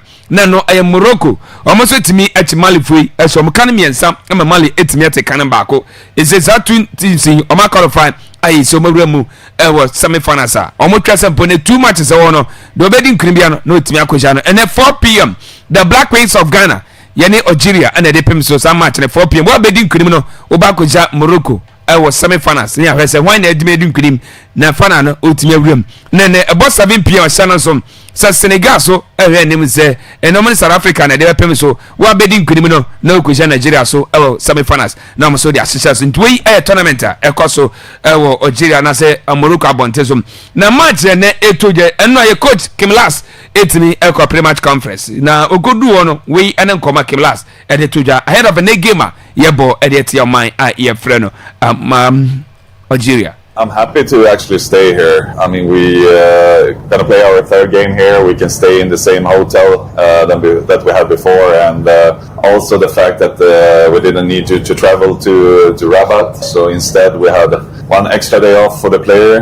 They went to the beach, had some fun instead to sit on a bus. So of course, I think that really helps us. I know the coach since before. He coached in. I know that he coached in the French league, and also I coached against them in China actually. So I know he's a really good coach, and I'm not surprised that the Algeria team is very, very organized. Maybe potential the best organized team in this tournament. So it shows that the coach is doing a good job there, and it's going to be a difficult game for us for sure. We need to do our things. We need to keep building. We're pretty new as a team. We have many young players. I've only been in the team for 5 months, so we can see that we're doing better and better, more or less for each game. But in the end of the day, we need to take this opportunity. Like, we need to not be scared out there. Instead, see it in the opposite way, that we actually have a great chance to go to the next round. So just be there, do our best, and I'm sure that we have a good chance to go to the next step. Algeria, they are a really good organized team, especially in the defense. Also a good goalkeeper. So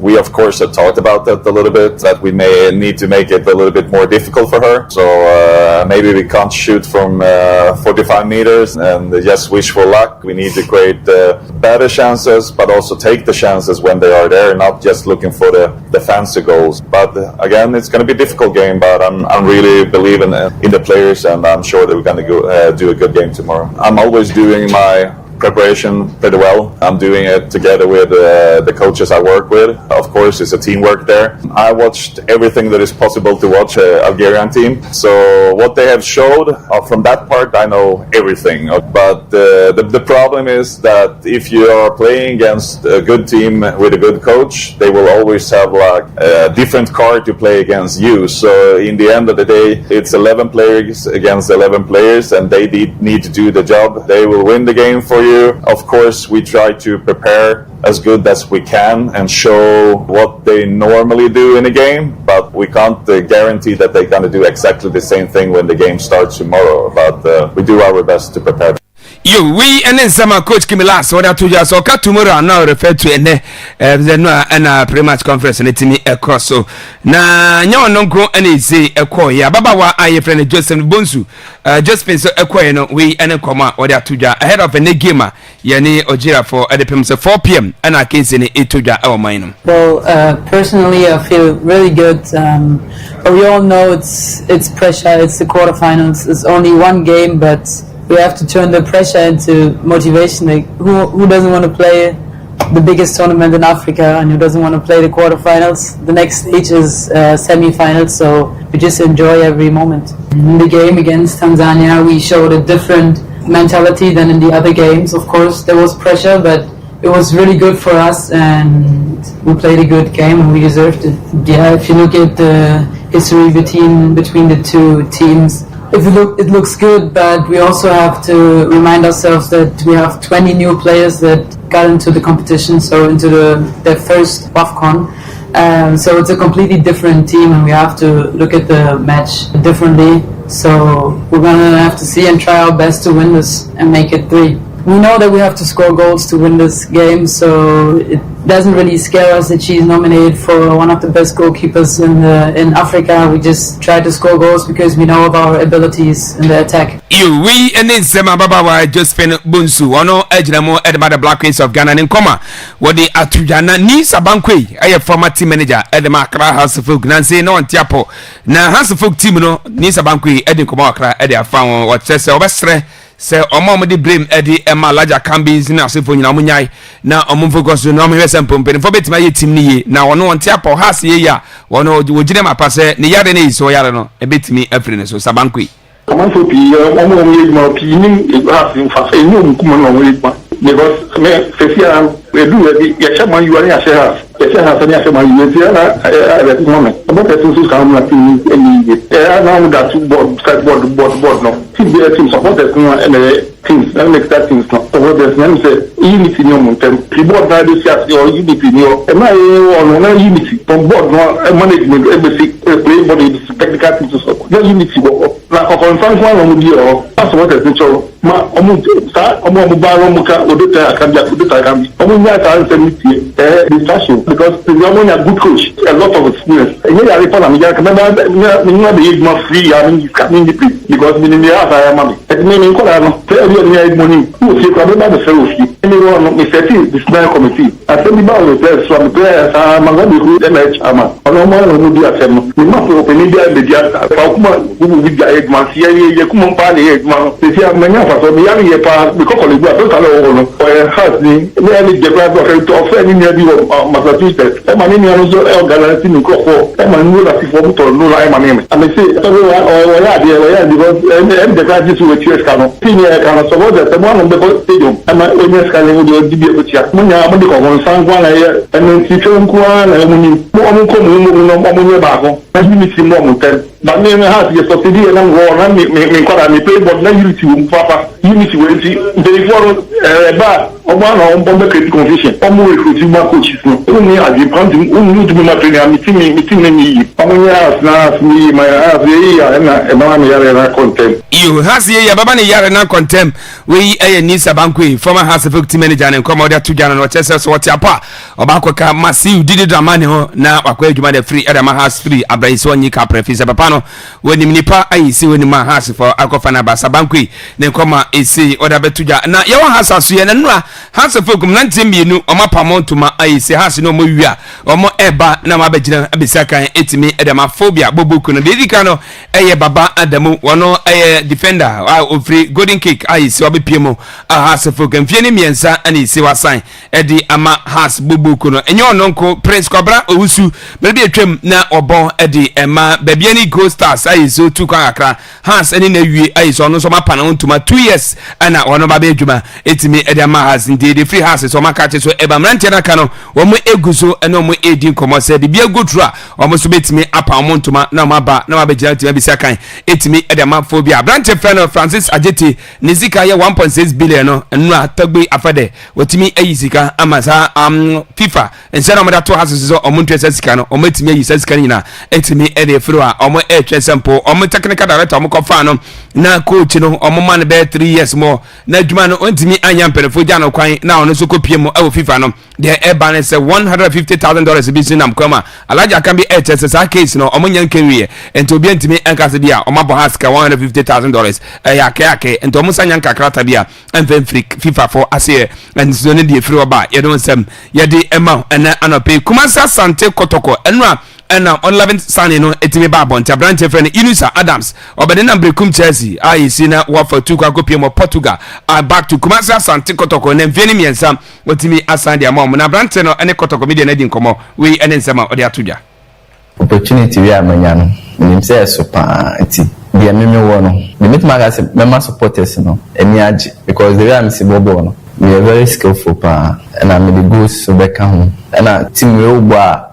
trophies no so me work here say mobile team me work here say trophies the meji diama team we hasana se me free ha nanko ma do mama free ha obe team ni kakra so na okay why trust e dey na wo team ni mo inspire na motivate you mo say me be so nkona me so me ja bibi to team me fit me nkra pa na de bia meka say one day me bo kotoko oma me namfo mo nim nyina nim say na dream ya che say team we me bo me kai say me hwe omni house no eno sa president capness I know amidu na shegu ene Elvis awuchi sa match me hwe match ni we na me kai say team we dey the way team ni sit and o say one day me bo ma team we maba na ya konya kese say me be wekia mema supporters na niaji enne ye me determination am the about team yo we ene nsema abrante Inusa Adams ono e de atodwa anapei ye de bi ema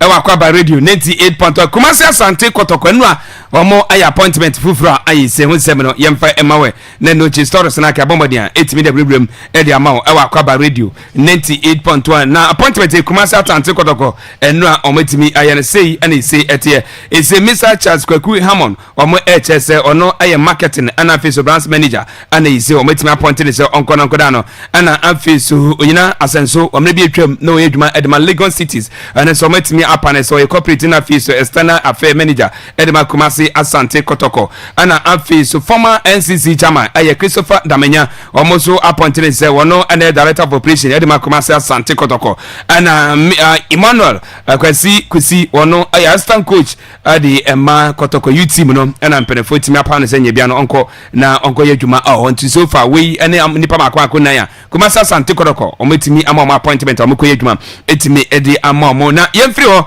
na yenkopie mo ewo Emmanuel Ajimabadu na so ye eno abetodwa se abafra bi onya mfie ni makwa nsom na edu se omako ne operation na yimabam ama isabrante no otimi abe na sabayo ano otimi abegene nkwa na no ena no yebusa yima se de atini o sign ise amo ensem ne zitie na nkyirema Emmanuel Ajimabadu edi ema yini no ho na no na no Clement is you fiana coffee place by sense small day yes what one problem kakra na what so mo call operation no nti o mo ka je na so oh ebio nyame de o shawa nsha no nya on na se o dia obi a oben wa na o me obi akra na so with mato sa na ebedu no so a so o timi nti ya so am ka so so o mo kono mo ko fe pre kan city na na wo kwa ya fa so ayo ho ijma nti o mo ko na mo kan ba na so we there nyame adom se bi o yendi kwa na we nko ade ebetimi aye ho bibi nti yɛmfa kwa ya fa so aye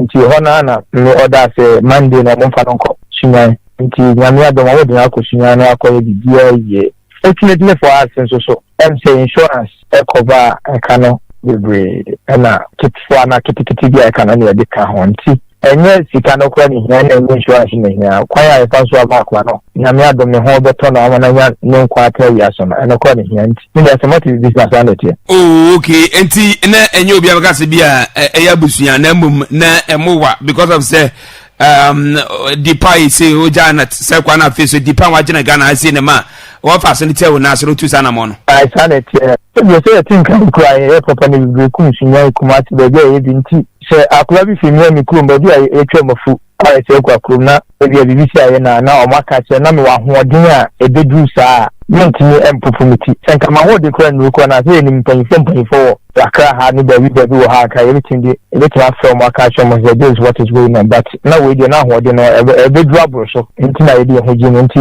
enye abusuani na I'm say omo na so kwa wo se kwa nse omo information center ho nti obi kwa de ka bomb ya mana sana kofi craze ko bomb ofa se na manam so da bi mo na so bi it's okay nkiti we dey ya everything dey mo ti ya we ma kwa na watam we kana nkiti amount no obetime ma tie for na hu ana se we dey here all the akwa no ni nkwane ne here but na emu nyedu kwa na so tell me dey kai no insurance and also nyame adom no so fa bibi ntina kana aka no no so bad na nya kana kode akwa no an ho atom no na ehia me kabi nyedu nti enyi bibi kwa se nka na me pese meka wa asem but wo de I think what for my otinti so wa fra me dimi ga se menka sanfa ho but nkwane ne hia bad na emu hwe da nyedu okay enti we ene sema Emmanuel Ajimabadu adoya yi se wa kwaye e de ma abofra wanya mfisha no so a ma ye operation no fefefe na isi na watimi ato na bi twagu awe Facebook on na ebusa yi ma se ima na black is ejina kono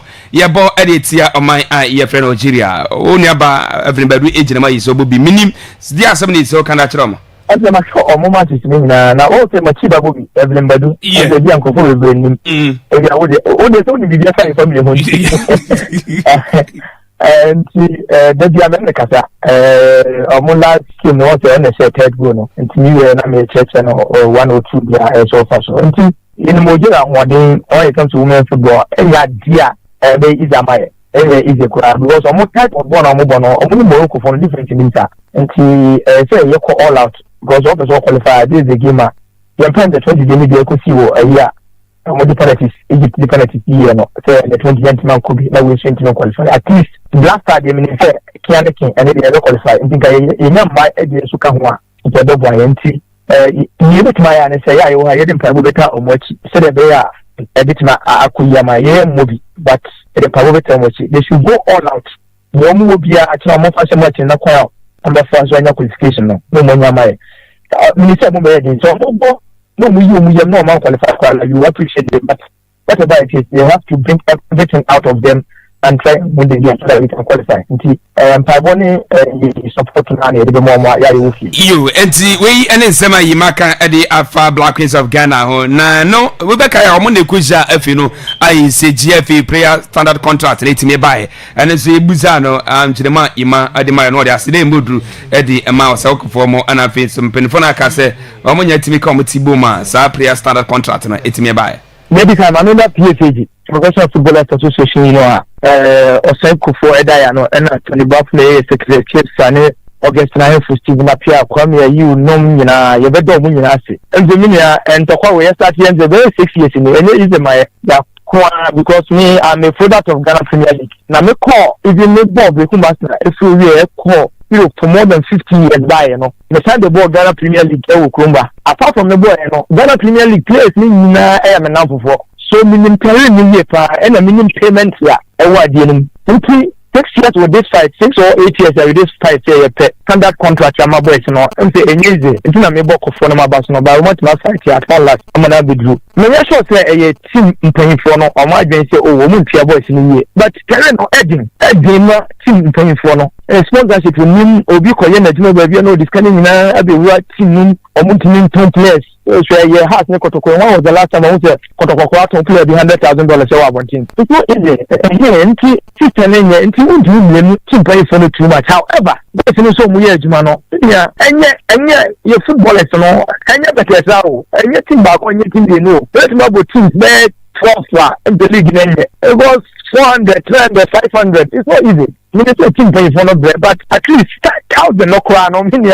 So how can you the yes city? But what you mean almost because if I say bit amount of no but training or even donation pack. If I say donation pack, no but training. If I'm not maybe be our best. What you for? I know you want it. Into so taxi corner, I'm going to every you know, in and out, maybe 50 cities over there, and 50 times 30 years.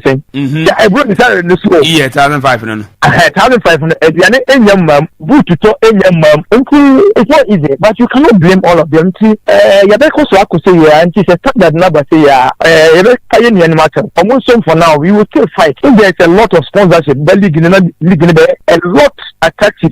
Let's say, you're making my fight to be my scandal as a cost. PFAG, you better want to now, you better cost one place, you know, maybe more interest in the SS. In as much say you want more, no, but I think if you know swap on home, what is it there? So much materials here, and somebody's a standard contract in every place, you know, from this year on. We will fight for the players. PFAG will be there for the players all the time, and almost some say, now I said the way I league in the bit my attractive, so the way it's going to you need to improve contract. You we and then some Imana Bedu Aka and the GFE player standard contract on common and is so activity now and no a bit to just say referees no is so on we demand $300 to $400 per game next season. I see Yababo or Ghana see Emanua Yene Mr. George Seja wano a rack chama and he Bushane said they have to know and the crasser more taking decision bisa say next season no referees no on meji $300 to $400 per game and no no digital see at the MI. Some time ago I'm saying Komo I don't catch them say in the whole of Africa, Ghanaian referees, Zika Eswapa is the least, the least paid referees in Africa. Naneo Minister, to tell the truth, so many other countries, the least, no, you bear at least $250-300. Martin Muchomuka. Apart from almost traveling, that is the TNT, their hotel bill, any Ghana Udi. When other friends they are going, hotel bill, and some of them, so it is over and above the $300. That is the least within. Ghana, yeah, they can do $100, very small. Who convert into Ghana cedis and then you cry. But you see, gentlemen can say referees have requested for. Maybe individually they may one or two of them will talk. Maybe we propose and say they are done paying for not only the money there, but the issue is that you propose as a womb. Once we sit in a meeting, let's say a discussion, we'll come out with a figure that will be commented so that if your hotel bill no. At least say 500 per night, 2 nights to be 1,000. Now you share lorry fare, no tell a lorry fare here. I have to border and back, to Tamale and back, how to Sunyani, how to Brukum and back, Doma Bibia will look at it and they will adjust it. But at the moment, we have not taken a complete figure there. figure saying a yansan can young conco match. We have not taken that yet. Manage that is a leadership of referees. No, we have discussed and we've submitted a proposal. Council members in proposal idea Akwaaba dying because for the past 5 years, we formed GFA about these things, and along the line, they will not even contact us about all this. But they should look at it and get this and other issues which are outstanding.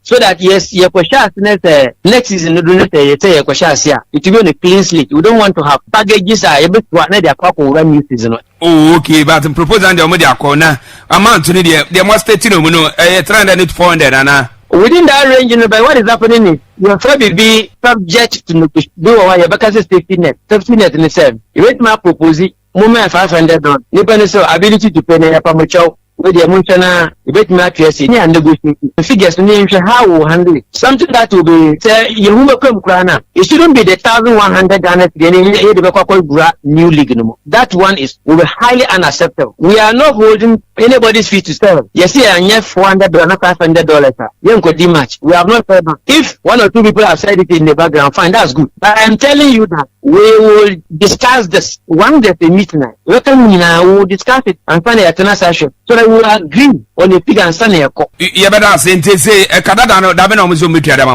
I'm not time. You come and along the lesson and we also talk to the press. No, you make one, you cannot want to make it year. You are getting the president, and the point the president is fed up. You start talking, and even time. I can't know when negotiating were talking in the background. But the point, the door was shut, no more to come. So something you and that is what I'm talking on the air. When sending in Aka documents about Kuna, I come damping. They know what it is. Time for the Omoka $950,000. Omu traces scanner. You see, that's one simple thing now. Omuka said, yeah, you know, in the sense that you never told us from the commencement of the listing what the encounter say. That is, it's all part of the contract. So why are you not paying the revenue? When one person of the body market, we can finance the league. So why are you not paying the revenue? Why are you portraying the referee to have the boys are angry? I'm telling you the truth. The bigger the call to find out. The chairman, when I was going for the meeting, we said we've not been called yet. We see the payment will be done before the new season comes in. Because I didn't be well then to get a different ball game altogether. Because enough is enough. You're now training for 5 years, solid years. One thing got to do. It will be difficult for us. As someone they are tired. We have pre-financed the league for so many years. At least they pre-financed. They are bread.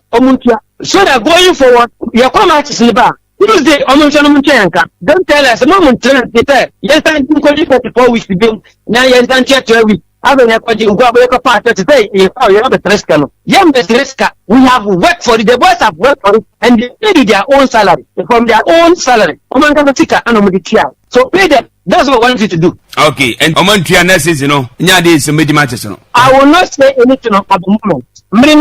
We are very optimistic the payment to be done. So Omantia, we know exactly what you do when we discuss it. When we get there, we'll cross the bridge. You, overcross the bridge in Somudrua and 7 Dawson. Yeah, fancy, Shannon, so become Chelsea, no, justify no. Nano yet me next week so better at Wasubium. Na yeah, said this time dear. What is Unimbono? Now from last week we see the neons up away you. And Tizani said but Senyadi say no bacoso our beckolit. And Tisa and no bacoso our best. Yeah, sir. Tisana on some city. You was it? Is it officially just between no best? Best back in the year saying, what oh, and yes, you can. Money beckoling for terms and not packing. When you pack us, a time be national. Or move Ashba games. And speculate for being here. Normal packing. Yes, yes, you movie. Okay. If you ever been to home, and your only Udika pie. And then as I said, that Bencasa, Bencasa, we and Sapo. Bencasa, the end, and that have not Mohano. And there's some good juice in you. Yatu, young man, about so they're mad, regardless, who for man or both. Maybe moon for man, the boy for quiet, the man moon faso. Okay, it is so much me up to this level. At the time that we felt they may not qualify, they qualify by winning emphatically 4-1 against Tanzania. So, yes. Omaba do this stage. And then there is so much at stake at this material moment. Game way It is a World Cup playoff. The Ghana and Nigeria. Yes. Because you are against Algeria. Automatically, you make 4 now and make it to the semi-finals of the women's AFCON. And again, say Unyaka 4 no one else qualify for the women's World Cup. So that is very huge. Again, say through semi-final, at least it befits us. And Echresa Emmanuel Bibia Kofi Ewe Nimu. Nti yet how much against Algeria 4P, of course. TV BABE. Nti yesanto you expecting good football. Said the nano Kofi. GTV Sports Plus behind to say so obi omo heavy said the other match obi heavy nti obi heavy maybe already be say nti Kofi yet a man echi enya nsem ketwa nti obi ankobo no homo de na bibia ntimi nya kama eno ade o coaching the last Kofi mama attack refuse issues no first na main club issues you see referees nem come on the man here some way ne say omo tu omo ka say 1100 cedis 11 million 11 million no omo ka say omo de omo ka 22 weeks na say omo de almost obi already order 22 weeks no omo na ka 220 million na go fi 11 million pro omo 20 ya also they call for 10 million 30 million 11 million per game. Only call for 10 million and 30 million. Anyway, it doesn't work that way. But you see, Mr. Referees Nancy. In general, our whole football approach, the way any referees are dealing, Kofi, it is absolutely wrong. And I wonder why. Yanim the four mudi born name in this country, no. And anything wrong with the way they deal with the refuse issues in Ghana? In fact, say a basic knowledge. So being one of the key actors in the game are officiating. Now in Ghana football here, one of the major problems are officiating. And they say, oh yeah, an administration. Who did the services of RAG. Officiating here and there. Kofi, you do things differently. In this case, I honestly think, say, the respect that we even need to give to the RAG Association or referees, are wrong. And that respect is not there. And then, the way I am running a refereeing system, the last time I asked you, someone say keep they're young, never they catch them young. Must be started the division 1. Yes. And FA Cup can not wait. And then Bisa say catch them young, no. And when referees, and I must say FA. And I'm so me under raga now. Must say that there is a problem there. What was it? Yeah. And right now, the FA no one the referees. And I rag one the referees. No problem. But in future, why just adopt two officiating now? Maybe you are referees. That's your own cup of tea. But once you are still hiring the services of RAG, you should give them that needed respect. Why? One, and then referees here, first now RAG punishing referees. Here we don't know. First, the awarding system of referees. On my mom ko FIFA, on my mom ko class, one mom. Now RAG will to me and RAG on timpo. Now require first so. MOB first class 1, MOB FIFA, and CAF. I do a Mudinko. That should tell you. And then the appointment of referees. Kofi, so the whole officiating industry, of our Ghana football. Kofi, everything shows that we are not serious about it. And no idea do in any case.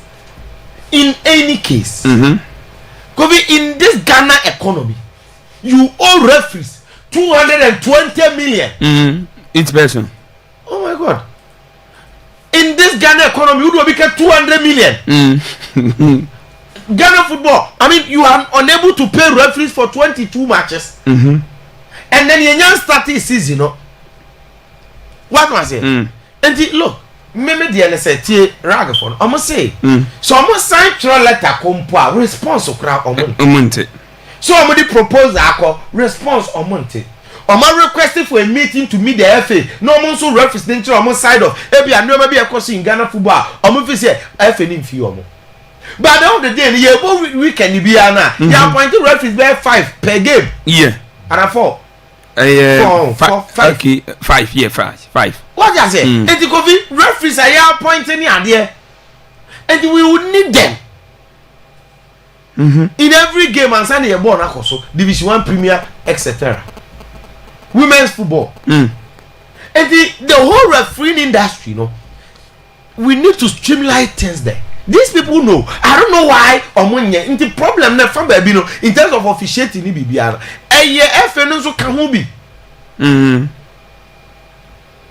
Matchufo abogafo na mabosi tezedi cancel ye kan wan ya oduro safo be cassette ya Hussein na matima nya kokuduro the referees ka after match day 12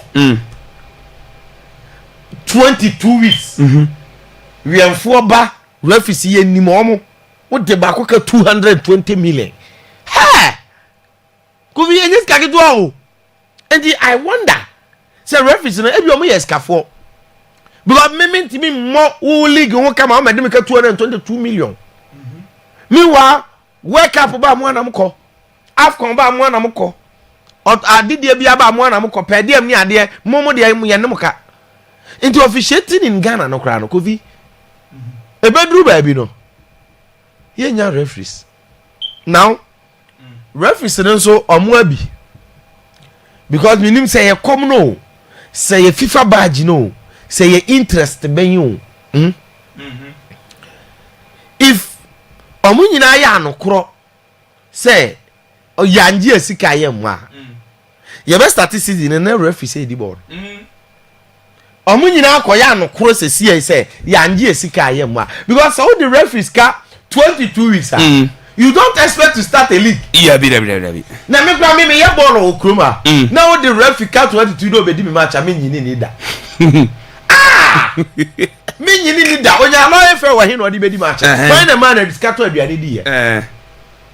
Me no what man say. De bia utu kwan free crime. No be di match odoma. Ufri tamale. Ko di match o Samra boy. Now when you the confidence after say do 220 million. Now call next season match ya. Who's a referee me down too?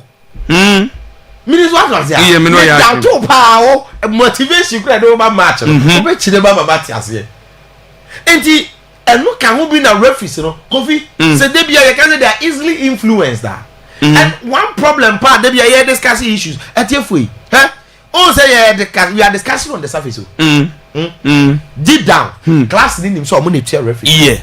Ampa Muda munyanti as nkomana me wudi no journalistic point how medical no we are discussing but I want to tell it here for them to understand say the reason why a referee who ofie no bisa won question say na then na wo do sika abedi match yentua where the two yentua to the tune of 220 million still we say no more ka say next season you start no for no be say akodi referees no things in the two omoka nti wo here points no wo do tia referee ka the referee be ha una say we get 1,000 Ghana but one match no odia onya 5,000 Ghana onya 10,000 Ghana onya 20,000 Ghana.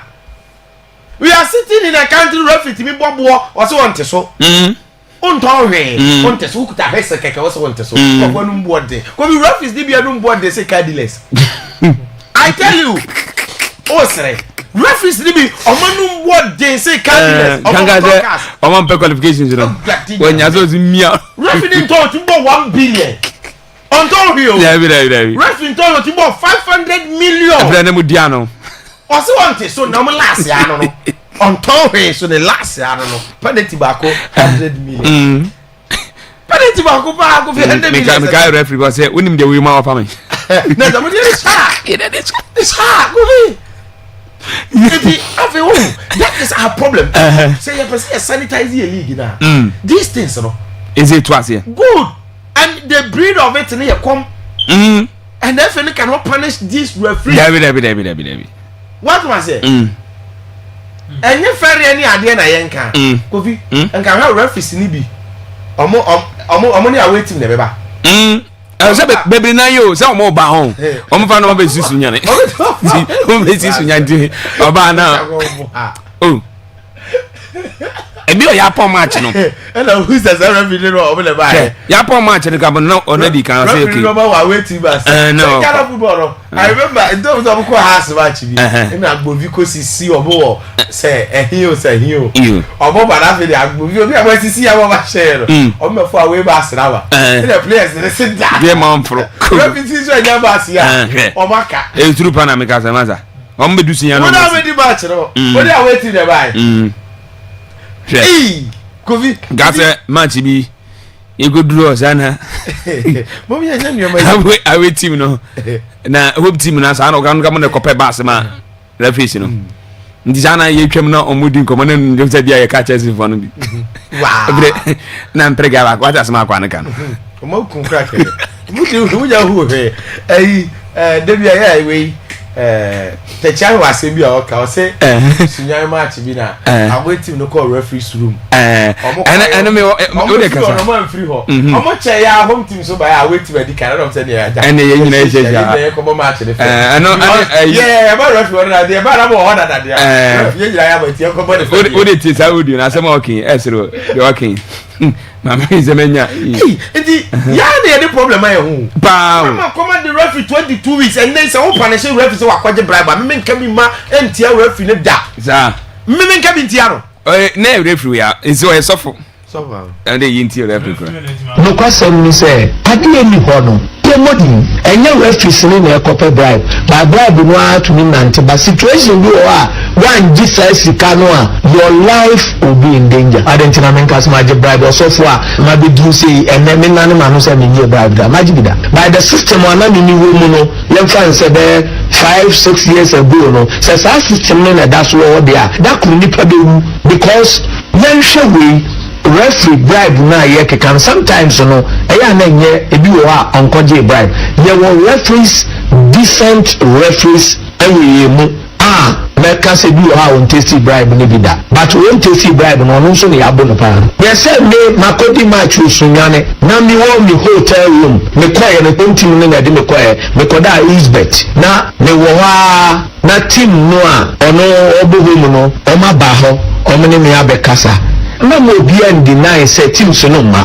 omo no be ba be kasa omo ni me kasa wie ya omo yes wo mo be kono na obibu mu eni yem na ye wo no say yes meaning say bi a hotel workers ni bi na opposing side ni nso ono to mo nso na awura mu wura mu ara gajo say hey mo wa ha e ye siasia wo mo nso be ka o ma say Gobi, you say the referee don't go there or park it so. And the referee I'm just going to come away. Oh dear, my way. Home team no. And some of this can wait. Yeah. Maybe wait and what you referee having from the body na o say kwame kuma there na o si okudi match bi a true ni o baby no kudu ye no pressure na ekromo ahemfu ni bi friend say wa buy be more says no say menye o say no mo yi announcement say referee no buy no na na don kan asem no kura won je say akwaji siko nti odi ball ni nyina o say pressure na kromo fo say be bo no so you deep penalty di ma home team na mbo na keeper ni CV no kwa kasa kura so mo why na fam die se goalkeeper na koye do se koye do mo ma back pass na striker ni fa ho wa she didi why na fam die wan no nu jina hodi for sure pombo na pressure ni ko goalkeeper no so na ne bag no so board ne bag ni na bam na pass so kwa na kwa no pressure no aro jina kwa ngro no kokra wane ko kokra na ba ko so sepa zero ka se yebeji amu no referee ji penalty ni ma aweti na na captain akọ referee mu nya abot majibi de what was it o je penalty afre mo captain no friend no mebo majibi amu nya wa I mean se me ga se referee ga se mo da mo ka tem go fon so de onu 18 boss no what does it oh we say now a rare game situation yeah o de onya do 18 boss no yeah ntibia mo bia nkum captain na referee na mo nko box no what does it no box Eddie you go to penalty no center Kofi men fans no and same way yes no it is the real situation any you can say no treaty officiating wa me wa elsewhere say referee yet say wa je bribe ye jelu me say ba ko de o say me dem ma fam di o wa ka che panyin no tiura no ma ma fam di na nkola na ntimi e ba ko so kwaje ma wait say o mo asent o mo diska bibiri na bai home team ntimi nche unu esen chances see Akwaaba ko number 2 was no Mendes ye yi ball na nam ne so ye yi ball na nam ne so o he ya two ne be mo ma show o mo show mo so po bi o mo tu ska de red that can is a red card defender na say dem twa number 2 man red card o mo free referee obi e mo ska na o so man free mi abebo because so when you two da was it true or what do you feel or do I be more outside or the difference is original no ma so mo so mo so pe o me go be am scan on ma say but the neighbor some dey carry chano red card where you film say o put the more man ha o mo tell or do I be two ha bomb there na mo yi that is the real situation Kofi yet the referees got 220 million every next season week 12 for the 12 year with 30 40 50 because 22 to compete with 30 say 22 yunti till next season the teams in more crank this is a person mo wascano mo pesi kapa mo ne be ma referees na mo de abo mo matches yes adia because omo no why na dey be o kwaje bo se ade ba match a onye sky show mo ne dey be a oko na mo am what I say omo ne jiska o mo receipt na so no mo de aye aduma ne kama what I say ndina Ghana han kwade bia team yanti ase so be lusu home match no that is the how the free ball because one or obo home ne there that's all she Kofi enough of the referees me you okotoko okay and it has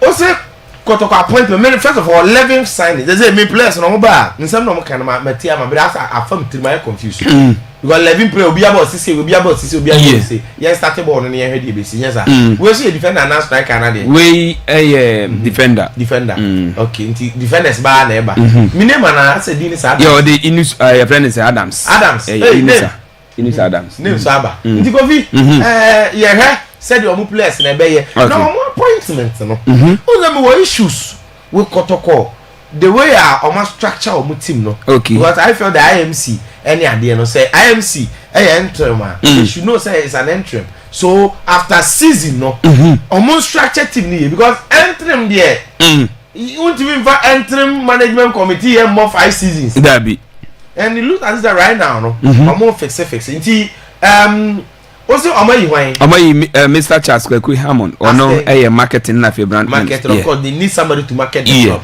okay and asenso so cooperative na external on your cooperative okay manager and Christopher Damenya operations of I'm more interested in the Damenyas very good why because or was humo no obi obehu ni bia no Kofi open asem or sa calm demeanor again Ghana football operations here this kind of year. This man has shown say he's fully committed. So ben Kotoko in any capacity Kofi we invest here. Me Damenyas operations no. Ghana na ya say sa operations no amana ya say kotua bribe. Come face matches any ade munko aduro so any ade. But if Damenya is your operations na adwuma ne say e bia mo player bi on convince no what I say mo kwa away match bi on facilitate hotel amu beda travel any nyoma this man can do it excellent answer like on what I say on mobilizing supporters I mean he I think Damenya's position will be very good for Kotoko but it means that from interim now no more switch their form because we need a management structure no into more building management obu we are na say board and answer then almost met board before say best start season so no mark okay and say aka one man tibia na see chance until we wait to see the be free mo aba okay ade na cause house of folk no unim that is the effect of players now ofo mo ba yo was scouting any nyoma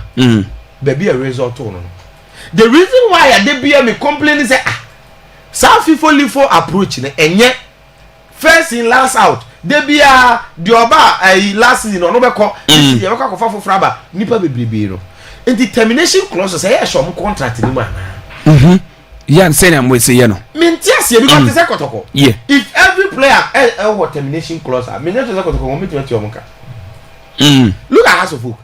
So for poor player, the man is sacking the player who are sacking now. What else? He can't over no. You have no idea. Termination clause is a shame, no.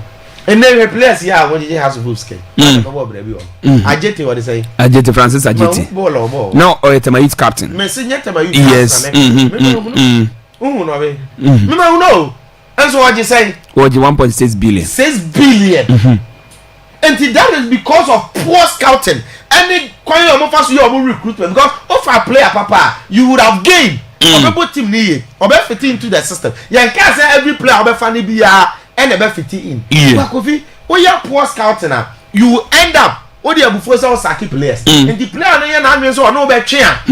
You will be in trouble. Yeah. And you will be say no, they will say $30,000. For not to about poor scouting. No, transfer. Transfer fee.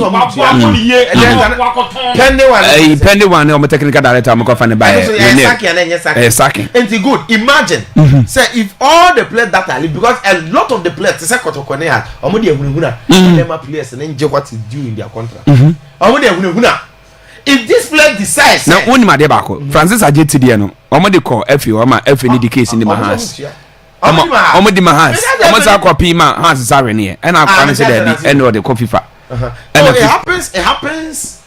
Yeah.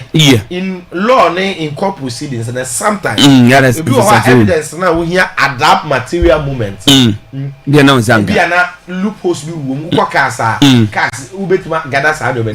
but in our system, we will understand what media has. What am I saying? And whatever happens, finally, we get a verdict. Because he knew, say, who deserving is yes. Was some 4 years, and about 6 months or so. And a new coach in about so here. Into imagine, say, imagine you ever tapa spirit, Nagana, imagine, say, players out of one, say, got over me 7. 7 no, Obiano and a contract, Wana, you be more now, you breathe contract, very Casari contract. Ndiama say be 5 and cry o enye enough e bi no be sako last season omo job omo timi saki players 10 15 imagine say players some were running contract so saki 10 or saki 15 now obia say because corporate law no any basic standards of contract particularly sa player then standard contract na ba includes termination clause ni ade nyina o it is a terminate player na contract Kofi you will either have to pay the contract sum. That player need to so. And the player need team no we join it ya. Sir. Bebre sa player need team obe tua. Obe tua kwapem se. Yeah, say the wakobo loan. And you obe end up no. Na o saki player can be bon. Se sa de na ba. Things the top players, so be careful. Okay. Mate, e da se kwame. Kofi. Bibi abako bi mu de. Yo man, enti we. Kofi. Ni sabankwe. O se oya he. Ye nyine nim sabanpa na yare. Yeah. Na has started say ye an hobeto no papa na nya very careful do ade yes has nye ya na because what has ma togu be kan no ayi akambi o say omo technical director ni issue no yeah e wo FIFA ye di asem na ye nwie nti no eno mo $150,000 has the $150,000 kufi in the first place didn't yes asem no ka good FIFA. So contract no man twam ye man fam na kwan so that is it asem ni nyina no didn't you also asem no kran adu FIFA now say if there is a pending case with FIFA there then probability say unim say one proper termination just say obetimi aboka yes sana asem ni tie so ni case bi anke ko FIFA no minister by now FIFA ne case e na asem na ni ehodu waters a o meto atwene tentem kwa de ama but that's now asem no ho ye nyina nim se per result ni bibia ba ni ke se house work person aboka biem this over ka se asem na wo FIFA no ye nya ni asem ni nwie no nya communicate ye nya communicate to house of work Kofi ene akambi nya we se communication dem za aba no no na nya na adwen se ana mu ni se bi o mo kan to bo sisi a e be se akofa asem fufura ba $150,000 in the dish get ready e bi wom dinka nyina Kofi e mo mpa se house of work sa ka ne de emma but nsem na kan bi mu ka no sometimes uti akan bi mu nsem ni bia Kofi you get worried